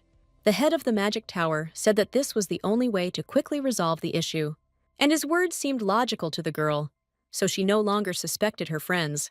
But it turned out that the knight personally took part in the competition because he did not like to lose. The guy would never in his life allow himself to be placed lower than his demonic comrade. After all, the knight had never taken the last place anywhere before, so he didn't know what it was. So all the guys started quarreling among themselves again, as no one wanted to be the last one. To Mia herself, this argument seemed pointless, since she was not considering anyone as a suitor. Fortune was only worried about Van Dyke, who seemed increasingly sad from his friends' conversations. The heroine suddenly had the thought that the guy could simply be jealous of her towards them. But at that moment, beautiful music spread throughout the hall and distracted the lady's attention. Only now did she realize that it was time for all the aristocrats to dance. The girl was not mentally prepared to dance, but she still had no other choice. Dante admitted that he would like to receive the first dance from the hostess, since he was her faithful assistant, and Mia didn't have a single objection, because this guy really helped her a lot. But then Eluard intervened in the conversation, who also believed that he had the right to the first dance. Only Van Dyke remembered that the ladies were supposed to dance first with their partners, but the demon didn't consider this a problem, because if Dante died, he would be first in line.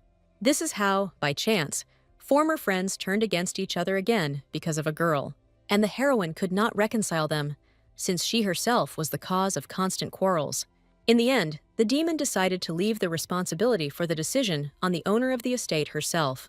He smiled widely, as he was sure that Mia would definitely choose him. But Dante did not back down from his rival, wanting at all costs to get Miss's first dance. Fortuna found herself caught between 2 fires. Although she already had many problems, she had no idea which guy to choose for her first dance. In the girl's opinion, all this was nothing more than a childish argument, just for the sake of the argument itself. But both guys were extremely serious, because in high society, this was highly valued.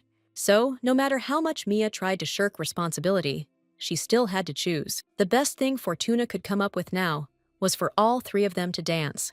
Neither Dante nor Eluard appreciated the offer from a Swedish family to which they were not related. In the end, the demon still gave in to his opponent because he saw how hard it was for the lady. However, he demanded a promise from her that the second dance would definitely be his. The joy in Mia's soul that the decision was made is difficult to describe in words. She herself pulled her partner, Dante, onto the dance floor, which he was noticeably surprised by. Fortuna was still having a hard time getting used to the manner of behaving at a social event. Although the girl tried her best, she constantly missed many points. However, Dante was generously ready to forgive his mistress as many times as necessary. So, with such a faithful and sensitive assistant, not a single thought troubled the heroine. Fortuna had no idea that she would reveal herself so strongly in Van Dyke's company. The more they talked, the more the guy attracted the restless girl to him. Dante's task was to make sure that the lady's first dance in her life would be remembered forever. And to achieve this, the assistant made every effort, constantly observing his partner. In the end, they both had the impression that they were not walking, but floating to the beat of the music. For the first time, Mia was ready to admit that dancing turned out to be quite a fun and enjoyable activity. She didn't expect Dante to dance so well, since he hadn't shown her his skills. The girl completely forgot that all aristocrats were properly trained in the rules of etiquette. Like everyone else, Van Dyke trained a lot before achieving a good result. The only difference was that he practiced dancing with his friends. The picture that popped into the lady's imagination made her laugh to the depths of her soul with its absurdity. Although Van Dyke himself did not like to remember those times, he was glad when his hostess smiled. They got so close to each other that the girl was struck by Dante's beautiful eyes.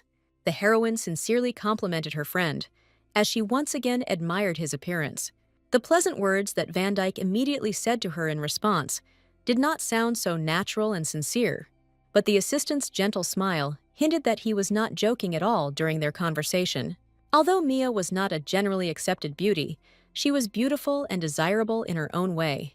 The girl had never received such confessions before, which embarrassed her to the depths of her soul. But this time, she couldn't turn it all into a joke, because Dante looked quite serious. Van Dyke lacked the tact to realize how all his confessions sounded from the outside. So Fortuna found herself at a dead end, because her heart was beating loudly with excitement in her chest. But the lady didn't have time to ask whether the guy had feelings for her, because Eluard intervened in the conversation. While dancing pleasantly with Van Dyke, Miss didn't notice how it was time to change partners. Dante managed to hear how Mia had started asking him a question a second ago, but the cunning Eluard did not leave the lady a single opportunity to give an answer right now. For some reason, Van Dyke found himself upset by this situation, although he himself did not expect it. But the aristocrat managed to put on a polite smile that suited the moment. Although he already regretted that he had let his beloved mistress go to dance with the cunning and clever demon, meanwhile, Mia was upset that she almost talked to Dante about her feelings. But she was not the main one in this story, because the princess was supposed to appear soon. However, by this point, the girl still couldn't find her eyes in the crowd of people. But, according to the plot, it was at this festival that Dante's favorite was supposed to meet him. But among the aristocrats, there was no one even remotely resembling a princess. But at that moment, Eluard attracted the attention of the girl, who began to look around. The demon could not allow the lady in his arms to think about any other people. Fortuna had completely forgotten how dangerous it was to relax while dancing with Eluard. The guy didn't need much persuading, and now he's already set the highlight of his dance moves. The guy did this on purpose, so that the miss would have no opportunity to think about anything else. And now, the lady completely forgot that she was trying to find the mysterious princess. She had to focus urgently on the demon, so that he wouldn't do anything else. As a result, the heroine sincerely surrendered to the emotions she experienced during the dance. She did not neglect anyone, as she wanted to have fun with all the estate's assistants. Each of the guys reacted differently to the lady's pampering, but they all rejoiced along with her. As a result, Mia became so tired that she urgently needed a temporary rest in the restroom. The girl concentrated all her attention on her friends, so she didn't notice that they were watching her. The heroine could barely pull herself together, as she already wanted to go home as soon as possible. But her plans were not destined to come true, because some lady suddenly spoke to Fortuna. This Mrs. name was Karka O'Faze, and in fact she too was formerly of common descent. But Mia didn't know about this fact, although she would still have considered her new acquaintance incredibly beautiful. Karka immediately stated that a dress with such a simple design suited the newly minted aristocrat, and the heroine beamed with joy, because the beautiful lady had just given her a pleasant compliment. But at that moment, Mia heard Eluard's voice in her head, which told her that they were laughing at her. The lady didn't like the fact that the demon could eavesdrop on all her personal affairs, even in the restroom. So the first thing she did was rush to take off her earrings, although their effect was limited to the territory. Only this calmed Fortuna. And besides, O'Faze noticed the nervous state of her interlocutor. The heroine continued to smile sweetly at the girl, not believing that she had actually laughed at her. But Karka herself seemed like a harmless young lady who would not bully others, no matter what examples the assistant gave. Mia had a hard time believing his words about ridicule, and the demon himself was to blame for the fact that the heroine could not perceive his words normally. Despite all of Eluard's warnings, Fortuna decided to make a friend at any cost.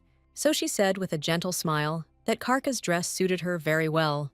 But with every word Mia said, O'Faze became more and more red and pale with displeasure. Eluard could clearly hear that the hostess had accidentally deeply insulted her interlocutor. The whole point was that Fortune had chosen descriptions for the dress that compared it to a fake. So, although the heroine did not at all want to achieve such an effect, she only hurt the lady more. But surprisingly, Karka was able to quickly pull herself together and hid all her emotions inside. But the lady was not going to forgive her deep humiliation because of her clothes so easily. She sneakily attacked Mia, forcing the girl to admit that she was of common descent. O'Faze was curious to know how it happened that the lady arrived at the ball with Dante, and Fortuna answered honestly that it was the will of the great ghost of the Garciel estate. But Karka again did not take such explanations seriously, because they seemed incredible to her. No matter what the heroine did, she had the impression that she was only arguing more and more with O'Faze. In the end, the girl couldn't take it anymore and ran away, because she hated being brazenly lied to. But Fortuna never once during their entire conversation said anything wrong. But she had to remain alone again, because the ladies avoided any communication with her. However, this rule did not apply to everyone, because there were aristocrats who were not afraid of condemnation. And Mia didn't immediately notice one of them in the room, since she was already completely upset because of the quarrel. This beautiful lady's name was Lydia Lux, and she knew Karka O'Faze better than anyone at the ball. And this time, Fortuna couldn't resist the compliment, but this lady took it correctly. Lydia did not have the same amount of insecurity and disdain for people that Karka did. And in fact, she only approached Mia because she overheard her conversation with O'Faze. This beautiful aristocrat had her own reasons for turning to the newly minted lady, but Mia wasn't sure she could answer questions from a girl she was seeing for the first time. It was obvious from Lydia that she really needed help, even from such a stranger. Mia herself still hasn't given up hope that she can find friends in high society. Besides, Lux looked like someone you could trust with anything. The heroine's heart was instantly broken into tiny pieces by such incredible beauty. But before making a decision, she contacted Eluard, as she would need his help. Only after this did Fortuna announce that she would not be opposed to a short conversation with the aristocrats. In response, the girl earned another truly beautiful smile from the charming Lita. And so, without even noticing, Mia found herself for the first time in the pleasant company of aristocrats. Navy Cerise, who could also boast of her beauty, was also in this company. Lydia briefly introduced both girls to each other to create a pleasant atmosphere. Just in case, Mia stated her name again and reminded that she was an ordinary commoner. The girl didn't expect that these ladies wouldn't care what her status was. This made the heroine wonder even more why the aristocrats had invited her to talk. It turned out that the whole thing was about how Fortuna responded to Karka's comment on her dress. Until now, Mia didn't believe that O'Faze had actually laughed at her, but Lydia confirmed it, and the girls accepted the new lady as a friend, as her bold and honest answer amazed them. Lydia and Nevi's true desire was to restore their friendship with Karka, and the girls thought that Mia could very well help them with this difficult task. More than anything in the world, the heroine wanted to accept this modest offer of friendship. However, Fortuna understood perfectly well that she would do wrong if she became their friend. No matter how much Lux tried to persuade her, Miss didn't believe that she could return Karka to them. After all, it was she who became the cause of Ophase's final upset after their short conversation. For some reason, the aristocrats continued to be stubborn, wanting to see Mia among their friends. And exactly at that moment, that same Karka appeared in the room as she was looking for Lydia and Nevi. The presence of a lady she didn't like in this place came as a real surprise to her. Fortuna realized too late what an embarrassing situation she had so frivolously gotten herself into. And only Lux remained calm, hoping that Mia would be able to find the right words. However, Karka reacted extremely negatively to her new acquaintance, who had recently insulted her. The only excuse Mia could come up with was that she had been invited to this meeting by others. But what outraged Ophase most of all was that a girl of common blood was allowed into the company of aristocrats. Lydia calmly reminded them that they never judged their friends by their status or wealth. And Karka had nothing to say in response to this, because otherwise her friends would not have communicated with her. Only now did the heroine learn from Eluard that Ophase was actually the same as her. The assistant did not admit where the information came from, but he assured me of its veracity. In the end, Mia stood up for both herself and Karka, saying that they were worthy of the invitation. But Ophase couldn't stand the fact that someone else was smarter than her. Until the very end, the lady indirectly insulted Fortuna, although she had done nothing bad to her. Suddenly, the girls heard cheerful laughter nearby, so they had to stop arguing. An unfamiliar lady appeared before Mia, who was the princess of the empire named Alexis Chartasen. Only the heroine did not recognize the heir to the throne, since she had never met her before. But all the other aristocrats quickly reacted and bowed politely to the ruler. Only thanks to this did Mia find out who exactly she had the honor of talking to now. In the story, this lady was famous for her abilities, thanks to which she rose to the throne. The heroine was too carried away by thoughts about Dante's love and completely forgot about her relatives. Only this time, for some reason, Eluard did not answer how Mia should behave with the heiress. The girl noticed the awkward silence between them, but had no idea how to fix it. Only Lydia suggested to Fortuna that she should not forget about communication etiquette. Mia remembered too late that she had failed to show respect to such an important person. However, the princess did not even think of being angry with the lady, including because she had heard a lot about her. In this acquaintance, Alexis pursued her own goals, which she did not intend to reveal to anyone. Even the heroine, who read the plot of the novel, had no idea about the princess's true desires. Chartanes gave the girls permission to be informal, accompanied by a silly joke. Mia didn't expect Alexis to act so carelessly in front of others, but the other ladies highly appreciated the princess's wit, understanding her clever play on words. Altogether, they began to laugh loudly, but only to appease the heir to the throne. This whole situation seemed extremely stupid to Fortuna, but she could not admit it. So the heroine joked back, confused, hoping that Alexis would approve of her words. The joke ended up being so successful that Chartanes was genuinely delighted. It turned out that the lady's years of office work and her compliments to her bosses had not been in vain. The princess liked the girl so much that she invited her to the hunting festival in a couple of days. However, Mia was wary of the fact that she had received such a difficult invitation so unexpectedly. But, like other ladies, Fortuna had no right to refuse the future ruler herself. Surely all the ladies were put in this position, and that is why they pretended to be happy. Lydia and Nevi did their best to support their new friend, hoping that she would be able to prepare. The heroine almost went blind from their sincere smiles. They tried so hard for her. Alexis eventually got Mia to accept her invitation to the hunting festival. The princess still had a lot to do, so she could not linger around the aristocrats. But before leaving, Chartanes couldn't help but joke again to see the fake reactions of the people. All the aristocrats immediately picked up the joke, since they had no right to react differently. And only Mia didn't understand this joke, since she hadn't had time to get used to this manner of communication. In fact, the lady did not want to go to the hunting festival, but everything had already been decided for her. From the girls, she learned that usually everyone present hunted magical beasts. Each of the ladies not only knew how to fence, but also shot well with special guns, and Mia's skills alone were not enough, although everyone else supported her abilities. This is how the heroine found herself drawn into a competition she didn't want to attend. Until the very end, Fortuna did not believe that her fencing skills would be enough to win, and Lydia suggested to the girl that it was not necessary to win this hunting competition. The aristocrats confidently promised that they would not let anyone harm their new acquaintance, who was mastering etiquette. Both Lydia and Nevi were full of enthusiasm and faith that Mia would definitely succeed. After such support, the heroine could no longer refuse to participate under a plausible pretext. She was also very eager to show off everything she could learn in a short period of time. Only after this was Fortuna able to return to the main hall, feeling completely exhausted. Dante immediately noticed that the hostess had been gone too long for a regular trip to the toilet. Only now did Mia remember that all this time she had been unable to maintain contact with Eluard. But the demon didn't ignore the lady on purpose, because he really didn't hear her messages. This could only happen if the magic on the earrings somehow dissipated. Van Dyke was the most tense of all when he heard that the lady had met the princess.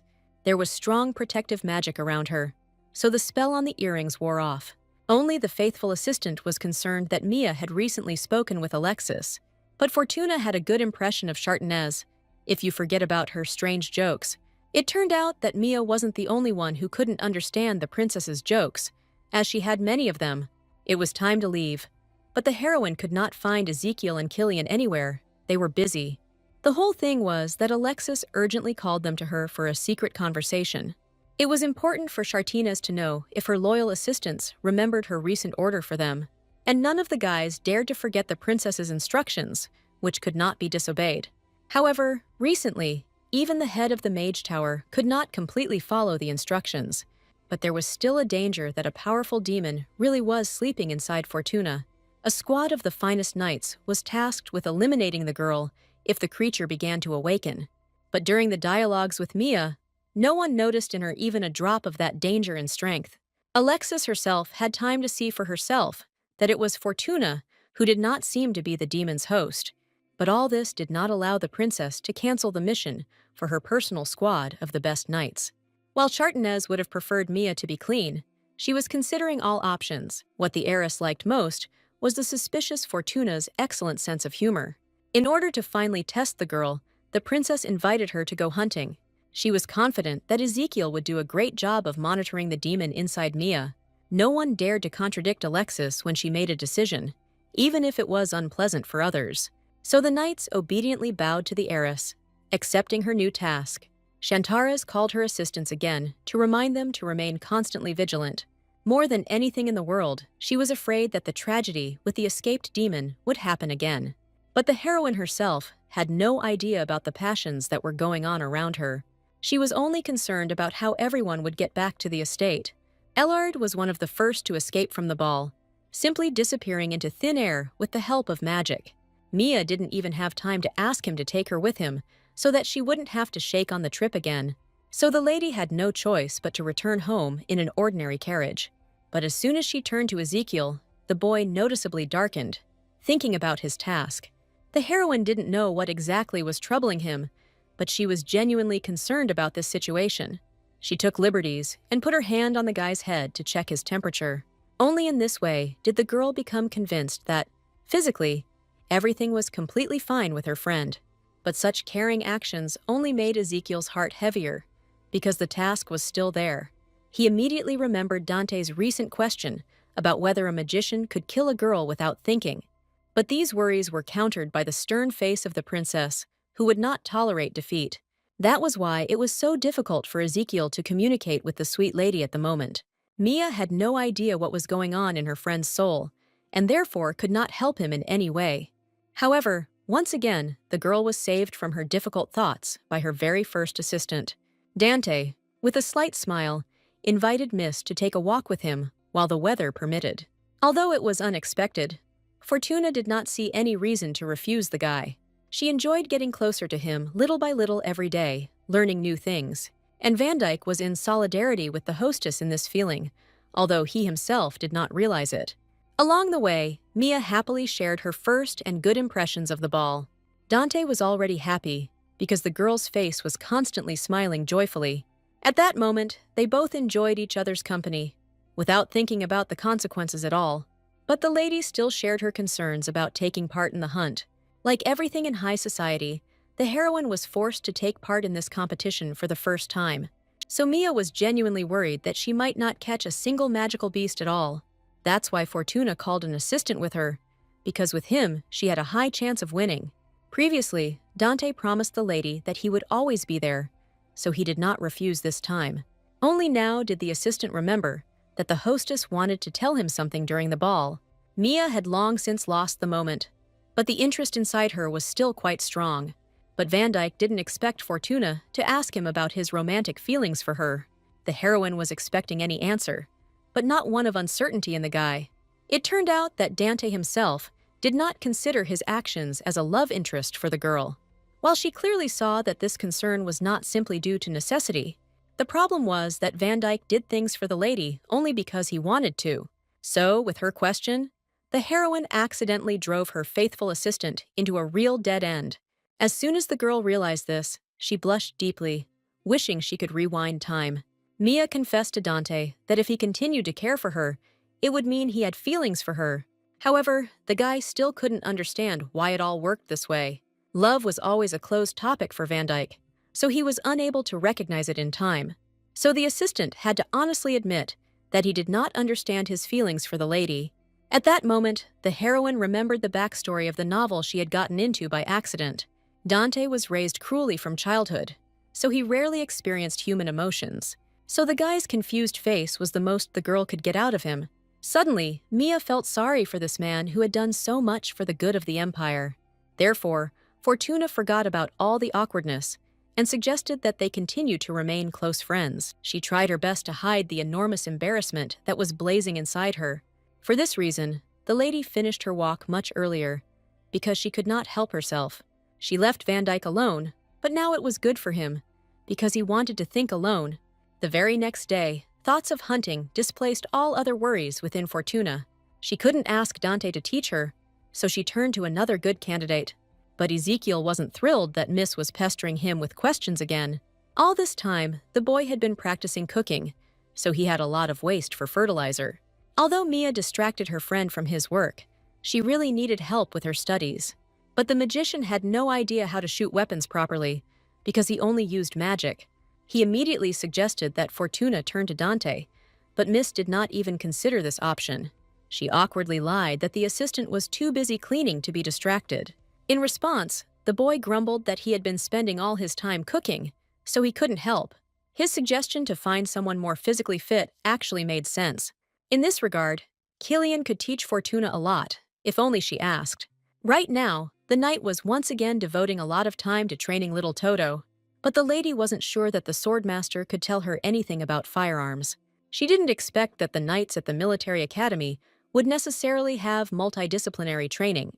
Therefore, if Killian agrees to train Mia, she will not lose anything at all. The girl only had to delicately persuade the assistant so that he would not refuse her, like the others. It turned out that the guy was already aware of all the latest events related to the hunting festival. He had already learned about this from Dante, so he thought that the hostess would turn to Van Dyke. But the fact that Mia chose him ultimately appealed to the good-natured knight. The heroine was delighted that someone would finally teach her how to hold a gun correctly. But the girl's ideas about training were fundamentally different from what happened later. Killian began to chase the lady around the garden, since using the weapon required stamina. As soon as Miss slowed down, even for a moment, the sharp-eyed guy immediately urged her on again. The knight intended to impart as many skills as possible to his mistress in a short time, and the girl tried her best, because she dreamed of winning the hunt. This is how Mia's unbearably difficult training began, for which she was not prepared. Already after the first task, Fortuna felt as if she was ready to die right on the spot. Killian explained that he made the lady run so that she could test her limits. Mia immediately guessed that this was exactly what had once happened to the knight himself. And for the first time, the guy did not deny the fact that he had experienced a real magical overload. The girl knew that this side effect occurred when someone abused magic. And Killian confirmed this fact, because he once invested his aura to strengthen a sharp sword. But he also had his own limit, which the guy deliberately crossed during the fight. The result was that the knight's body instantly began to transform into a monster. During that incident, Killian almost lost his life, which he remembered well even now. It remained a mystery to the heroine how the knight had been able to survive in such a difficult situation. It turned out that he owed his life to Ezekiel, who had crafted this armor in time. The boy was so brilliant that he saved the life of his close friend with the help of magic. Before, Mia had no idea that the tower leader could be so sentimental inside. But all his close ones were well aware of this contradictory nature of the powerful Ezekiel. Only now did Fortuna learn that this trinity had long served the princess together, and the revelations that came from the knight made the lady understand how much all these people suffered. The knight himself believed that his life was over at this point, since there was no way to return. So now Killian will have to live forever, with regrets for his excessive actions. But the girl perceived the situation differently for the guy, who was now forced to wear armor. Killian didn't expect anyone to think he'd lived his life doing everything he could for others. Mia believed that, thanks to soldiers like these who sacrificed themselves, she could smile with peace of mind. Therefore, Fortune was proud of the knight, although he blamed himself for his lack of restraint on the battlefield. But with a couple of sentences, the lady convinced the knight, because she was delighted with his current protection. So Killian couldn't help but admit that he really had become stronger, despite all the unpleasant nuances.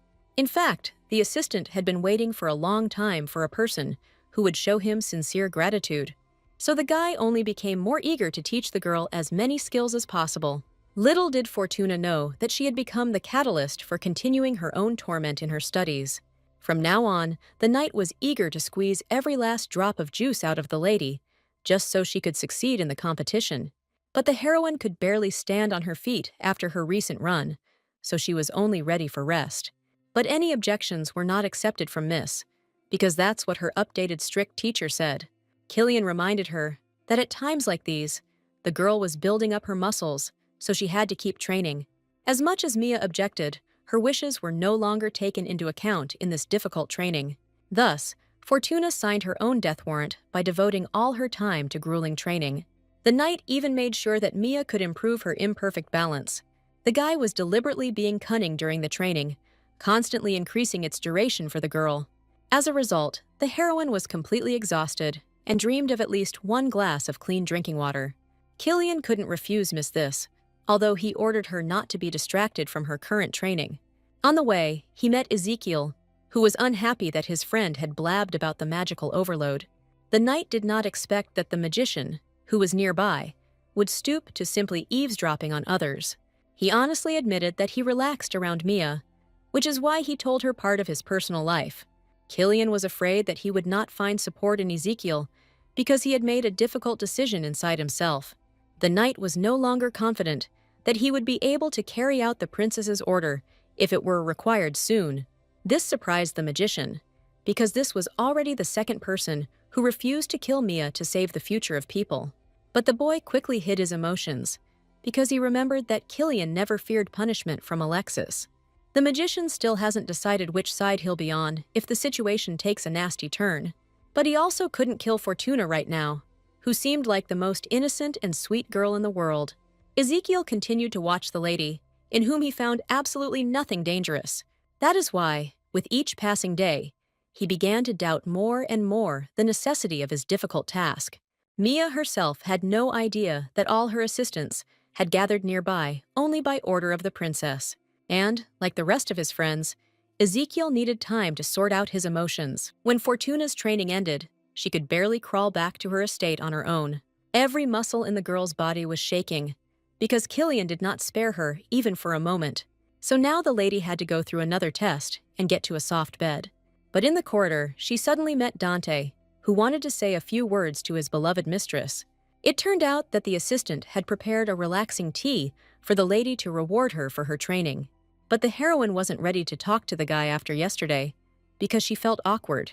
So she hurried away from the conversation under the pretext that she was very tired from class. The girl hoped that Van Dyke would not follow her, because she could not confess her feelings to him. But Dante directly asked why Mia didn't come to study with him for the hunting festival.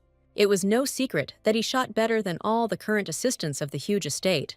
However, the confusion inside Fortuna did not allow her to address the guy as before.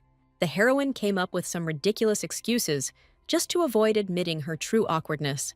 She quickly ran away, as she was unable to continue the conversation with the handsome guy. And Dante was left alone with the heavy thoughts that had been bothering him lately. But Mia was so focused on her feelings that she couldn't explain anything to her assistant. After yesterday's conversation, the girl's heart began to beat treacherously loudly inside her. She herself did not understand why she was so agitated by an ordinary situation that she often found herself in. But now, Mia really needed time to get used to her recent shame. It was for this reason alone that the lady decided to temporarily avoid Dante until she felt better. But days passed, and Miss was still not ready to honestly admit to the guy the reason why she did not communicate with him. Dante tried to help the girl many times, but she always came up with various excuses. For the next few days, Miss did not allow him to clean her room, just to avoid making eye contact. And so, before the heroine could even notice, the long-awaited day of the hunting festival had arrived. But even thoughts about the upcoming competition did not distract the girl from her thoughts about Dante. She herself understood that this could not continue any longer, so they needed to talk. But then the aristocrats, who had previously tried to become her real friends, approached the miss. As usual, Fortuna greeted the girls with aloofness, observing all the rules of etiquette. And this hurt Lydia a little, because she wanted to maintain friendly communication between them. Mia didn't expect the ladies to remember it even better than she did, so she quickly rectified the situation. And Lydia and Nevi were pleased that Fortuna still perceived them as friends. Only Karka did not join this conversation, as she avoided talking to Mia. But even so, the aristocrats noticed how much stronger Fortuna had become over the last few days of training. Before the festival, the lady really trained as if she didn't feel tired at all. And she was glad that even from the outside, it was clear that her training had produced good results. But this conversation was not destined to last long, because Dante entered the girls' tent fully armed.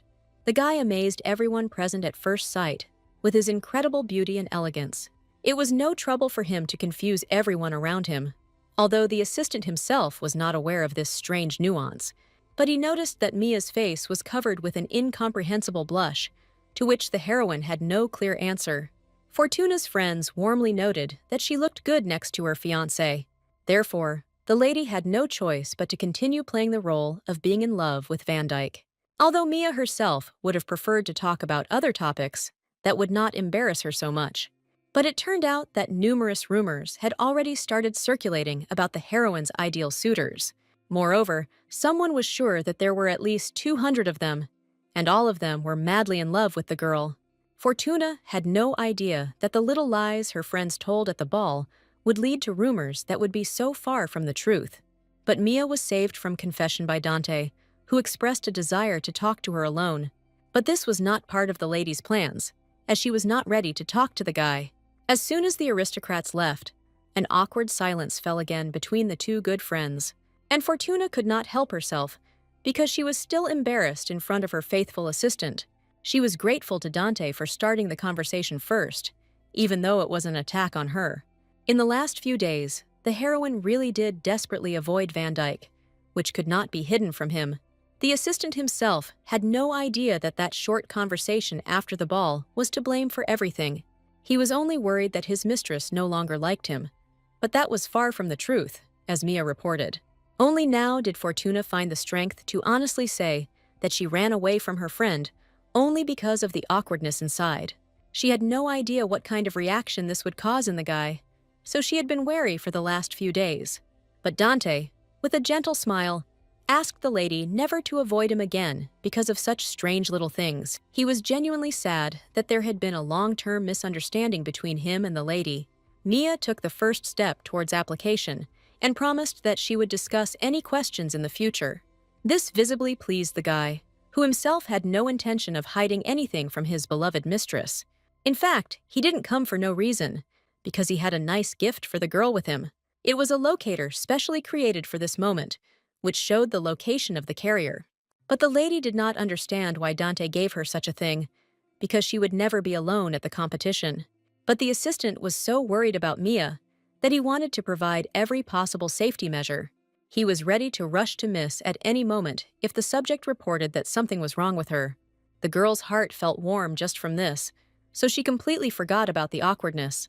Then the rest of the assistants came to the hostess's tent, and they also didn't come empty-handed. But Fortuna was horrified not delighted, at the sight of Killian's nightmarish gift. The guy himself didn't see any problem in bringing a real skull for Fortuna as a helmet. He was sure that this thing could save the girl's life in many situations, because it was strong. But Mia did not share her assistant's feelings, as she shuddered at the mere sight of the helmet. While the knight advertised this cool item in various ways, against Fortune's wishes, he placed a strong helmet on her head, causing the lady to almost fall down. The weight of the helmet was so enormous that Mia could not lift her head to a natural position. Therefore, the lady suggested an alternative to the skull in the form of decorating one of the walls of their huge estate. In any case, the girl was only glad that the assistants tried so hard for her. But the surprises didn't end there, because Ezekiel also presented the lady with a small magical gift. The boy made everything so that it was impossible to determine the magic in this object at first glance, and only when the heroine put it on did she understand the beauty of this unusual gift. This monocle allowed one to aim accurately at a chosen object so as not to miss when shooting, although it is unlikely that the lady will need it at all, since Ezekiel was planning to go with her. For the first time in her life, the heroine felt the warmth of having true friends give her gifts. The lady was so touched that she could not find suitable words to express her gratitude. But then the sweet scene was interrupted by Princess Alexis herself, with her unexpected appearance. Chartanez couldn't help but notice that the assistants were truly close to their beloved owner. She also casually mentioned that Mia looked much more fit than when they first met. The heroine was only glad that Alexis herself complimented her endurance during preparation. The princess no longer felt that she had been wrong to invite Mia to participate in a hunt for which she was not ready. But in reality, Alexis was much more interested in the rumors of an engagement between Fortuna and Vandyck. Dante understood perfectly well that in every word of the heiress there was a hidden meaning only for him. And although the heroine was overjoyed by the compliments from the princess, everyone else was tense. As always, Alexis accompanied her words with silly jokes that only she liked. Chartanez laughed heartily at any witticisms that instantly came into her head. This year, Alexis had no intention of losing, so she immediately warned everyone around her about the serious competition. The heiress once again did not forget to shout out one of her stupid jokes that she liked so much as a farewell. But Mia prayed that someone would finally take the collection of such frivolous jokes away from the princess. At this moment, Dante finally dared to say something to his hostess, no matter what her reaction would be later. But Ezekiel reminded them at the wrong time that it was time for them to head out to the training field. So Fortuna had to postpone this conversation until better times, because she needed to concentrate on the hunt. As much as Vandyck didn't want to stop the girl, she silently walked past him towards the exit of the tent. The assistant had the impression that if he let the lady go now, he would lose a lot, and the guy didn't want to live any longer, with the feeling of regret that he hadn't immediately said everything he thought. It was only for this reason that he confidently stopped Fortuna, since he nevertheless decided to talk to her right now. Mia noticed that Dante's feelings were deep, because he even grabbed the hem of her clothes. In fact, the lady had nothing against it, since in most cases, Vandyck observed all the proprieties. Only now did the assistant hand the girl a beautiful handkerchief with the lady's initials embroidered on it. Mia was still not very familiar with the traditions among the aristocrats, so she did not understand its meaning. But Dante knew that during a hunt, the bride or groom should be given a similar handkerchief.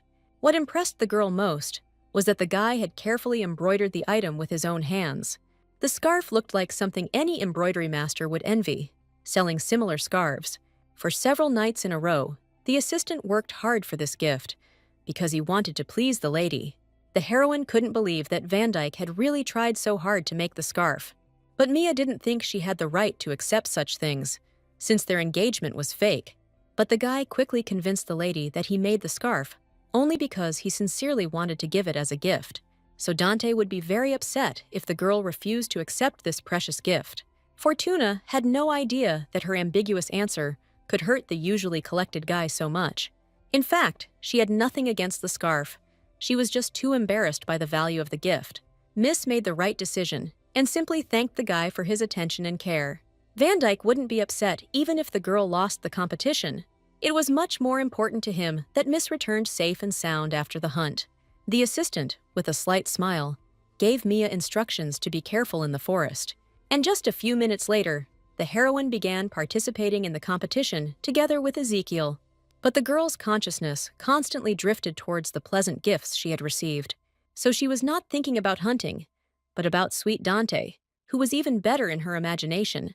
Fortune could not allow her to return empty-handed from the battlefield now. Ezekiel walked silently next to his mistress and did not disturb her thoughts the whole time. The boy was confident that Miss would be able to catch as many as 10 magical animals. Mia herself did not expect that the assistant's predictions for her would turn out to be so good. It turned out that the magician meant 10 animals about the size of an ant. The heroine was noticeably offended by this wording, although in some ways Ezekiel was right. After all, the girl shuddered in fear at every sound that this forest made. This time, it turned out that a magical animal really did jump out at them, but it was too small. But immediately after him, the hand of an incredibly huge creature descended onto the clearing. Even Ezekiel froze in fear, as he did not expect to meet this magical beast. For the first time in her life, the heroine encountered a hand that she could not grasp with her eyes. The magician recognized in this monster too late the powerful Asmodeus, who appeared rarely, and now even Ezekiel would have difficulty dealing with this creature, which amazed with its skills. The boy knew that this beast only appeared near high-level gates. And immediately after his words, the lady noticed the very gates that the assistant had just spoken about. Fortune could do nothing in this terrible situation, which was beyond her strength. So the girl could only look at the animal, which was calmly wandering through the forest. Upon seeing this beast, the competition management immediately ordered everyone to get out of the forest. This monster was striking with just his scream, and he hadn't even started a fight. Ezekiel created a shield in time to save himself and his mistress from the sound wave. The boy understood that the girl's safety was his top priority, so he began to cast a spell to send her back to the camp, where the lady would be protected. The assistant did not listen to any of the lady's objections, because he believed that it would be better that way. But Mia couldn't allow herself to leave Ezekiel all alone in the middle of the forest. She focused on her emotions and screamed in protest for him to hear her. Exactly after this, Ezekiel's magic fell from Fortuna, as if he had not cast any spell at all. At first, the boy didn't believe that his magic really hadn't worked at that moment for some reason. He sincerely could not understand who Mia was if magical powers did not work on her. The powerful mage had never experienced anything like this on the battlefield before. The heroine herself had no idea what they were talking about or why Ezekiel was so worried. She obediently froze in place, while the assistant tried to cast at least one spell on her. But they all immediately dissipated from the girl, as if the guy had only applied them temporarily. Ezekiel didn't understand why his magic didn't work on the lady it was so important to save. But Asmodeus didn't care whether her opponents had any difficulties with defense, but the heroine managed to push Ezekiel under the shield in time, which he had not removed all this time. The boy noticed how scared the girl was, but she still saved him. Mia wouldn't be able to forgive herself if she allowed her assistant to suffer in such a situation. But for a magician, such behavior was unheard of, because the lady could barely save herself. The guy understood perfectly well that if the barrier had failed, they both would have died on the spot. But for Fortuna, the protection of employees, which the boss always provided, was important. The magician always encountered people who thought only about their own protection on the battlefield. In critical moments, as a rule, no one cares what happens to a comrade. Therefore, the girl's behavior seemed unreasonable to the magician, who had never encountered such selflessness. But he didn't have time to think, because the monster let out a loud and dangerous cry again. Asmodeus was preparing to attack again, and this time the shield would not be able to protect his friends. But, as before, Mia quickly covered Ezekiel with her body. Although she could not do anything, all she could do was pray for salvation, and soon it came just in time. Dante noticed on the locator that something was wrong with his mistress, so he quickly came running. Never before had the lady been so delighted to see a faithful and strong assistant. He wisely took Killian with him, who was also skilled on the battlefield. The only thing Van Dyke couldn't understand was why Ezekiel didn't send the lady to safety. So the boy had to admit that his magic didn't work on Fortuna. This once again confirmed to Dante that Mia was indeed different from the average person in the Empire. But they didn't have time to discuss this topic, because new monsters were coming from the gate. The open gates generously showered the surrounding area with creatures of various shapes and sizes. But, fortunately for our heroes, they could easily deal with these creatures. Dante quickly shot down anyone who dared to approach his group from the depths of the forest. It was clear to everyone that it was necessary to close the gates that were spewing out monsters as quickly as possible. Ezekiel took on a defensive mission for himself because Mia was in great danger in this place, and Killian promised to provide worthy support for Van Dyke so that he would not be stabbed in the back. The knight turned out to be such a powerful swordsman that he dealt with his enemies without any problems. With just a couple of swings of his sword, he tore some of the most unpleasant monsters to pieces. Dante, meanwhile, focused his magic entirely on closing the huge gates. His spell began to work almost immediately, and all that remained was to hope that its power would be enough. The girl would never have thought that her friends could be so strong, but she herself shouldn't relax, because there were many magical animals running around the forest. One of them purposefully attacked the shield, taking advantage of the fact that his friends were distracted. His hands pounded the defense with incredible speed, threatening to destroy it at any moment. Ezekiel himself did not expect that he would begin to give in even against such a not very strong monster, but he remembered well the warnings from his mentor that he forbade the use of all magic. The teacher was sure that if Ezekiel broke the ban, the power would begin to devour him from within. But the presence of Fortuna near him radically changed the boy's previous desires. The lady's words about her having to protect her assistants forever remained in the magician's memory. So he made a difficult decision for himself, because he saw no other way out of this situation. The heroine had to close her eyes from the bright light that filled the entire space inside the shield. The thing was, Ezekiel had his limitations, just like Killian and his armor.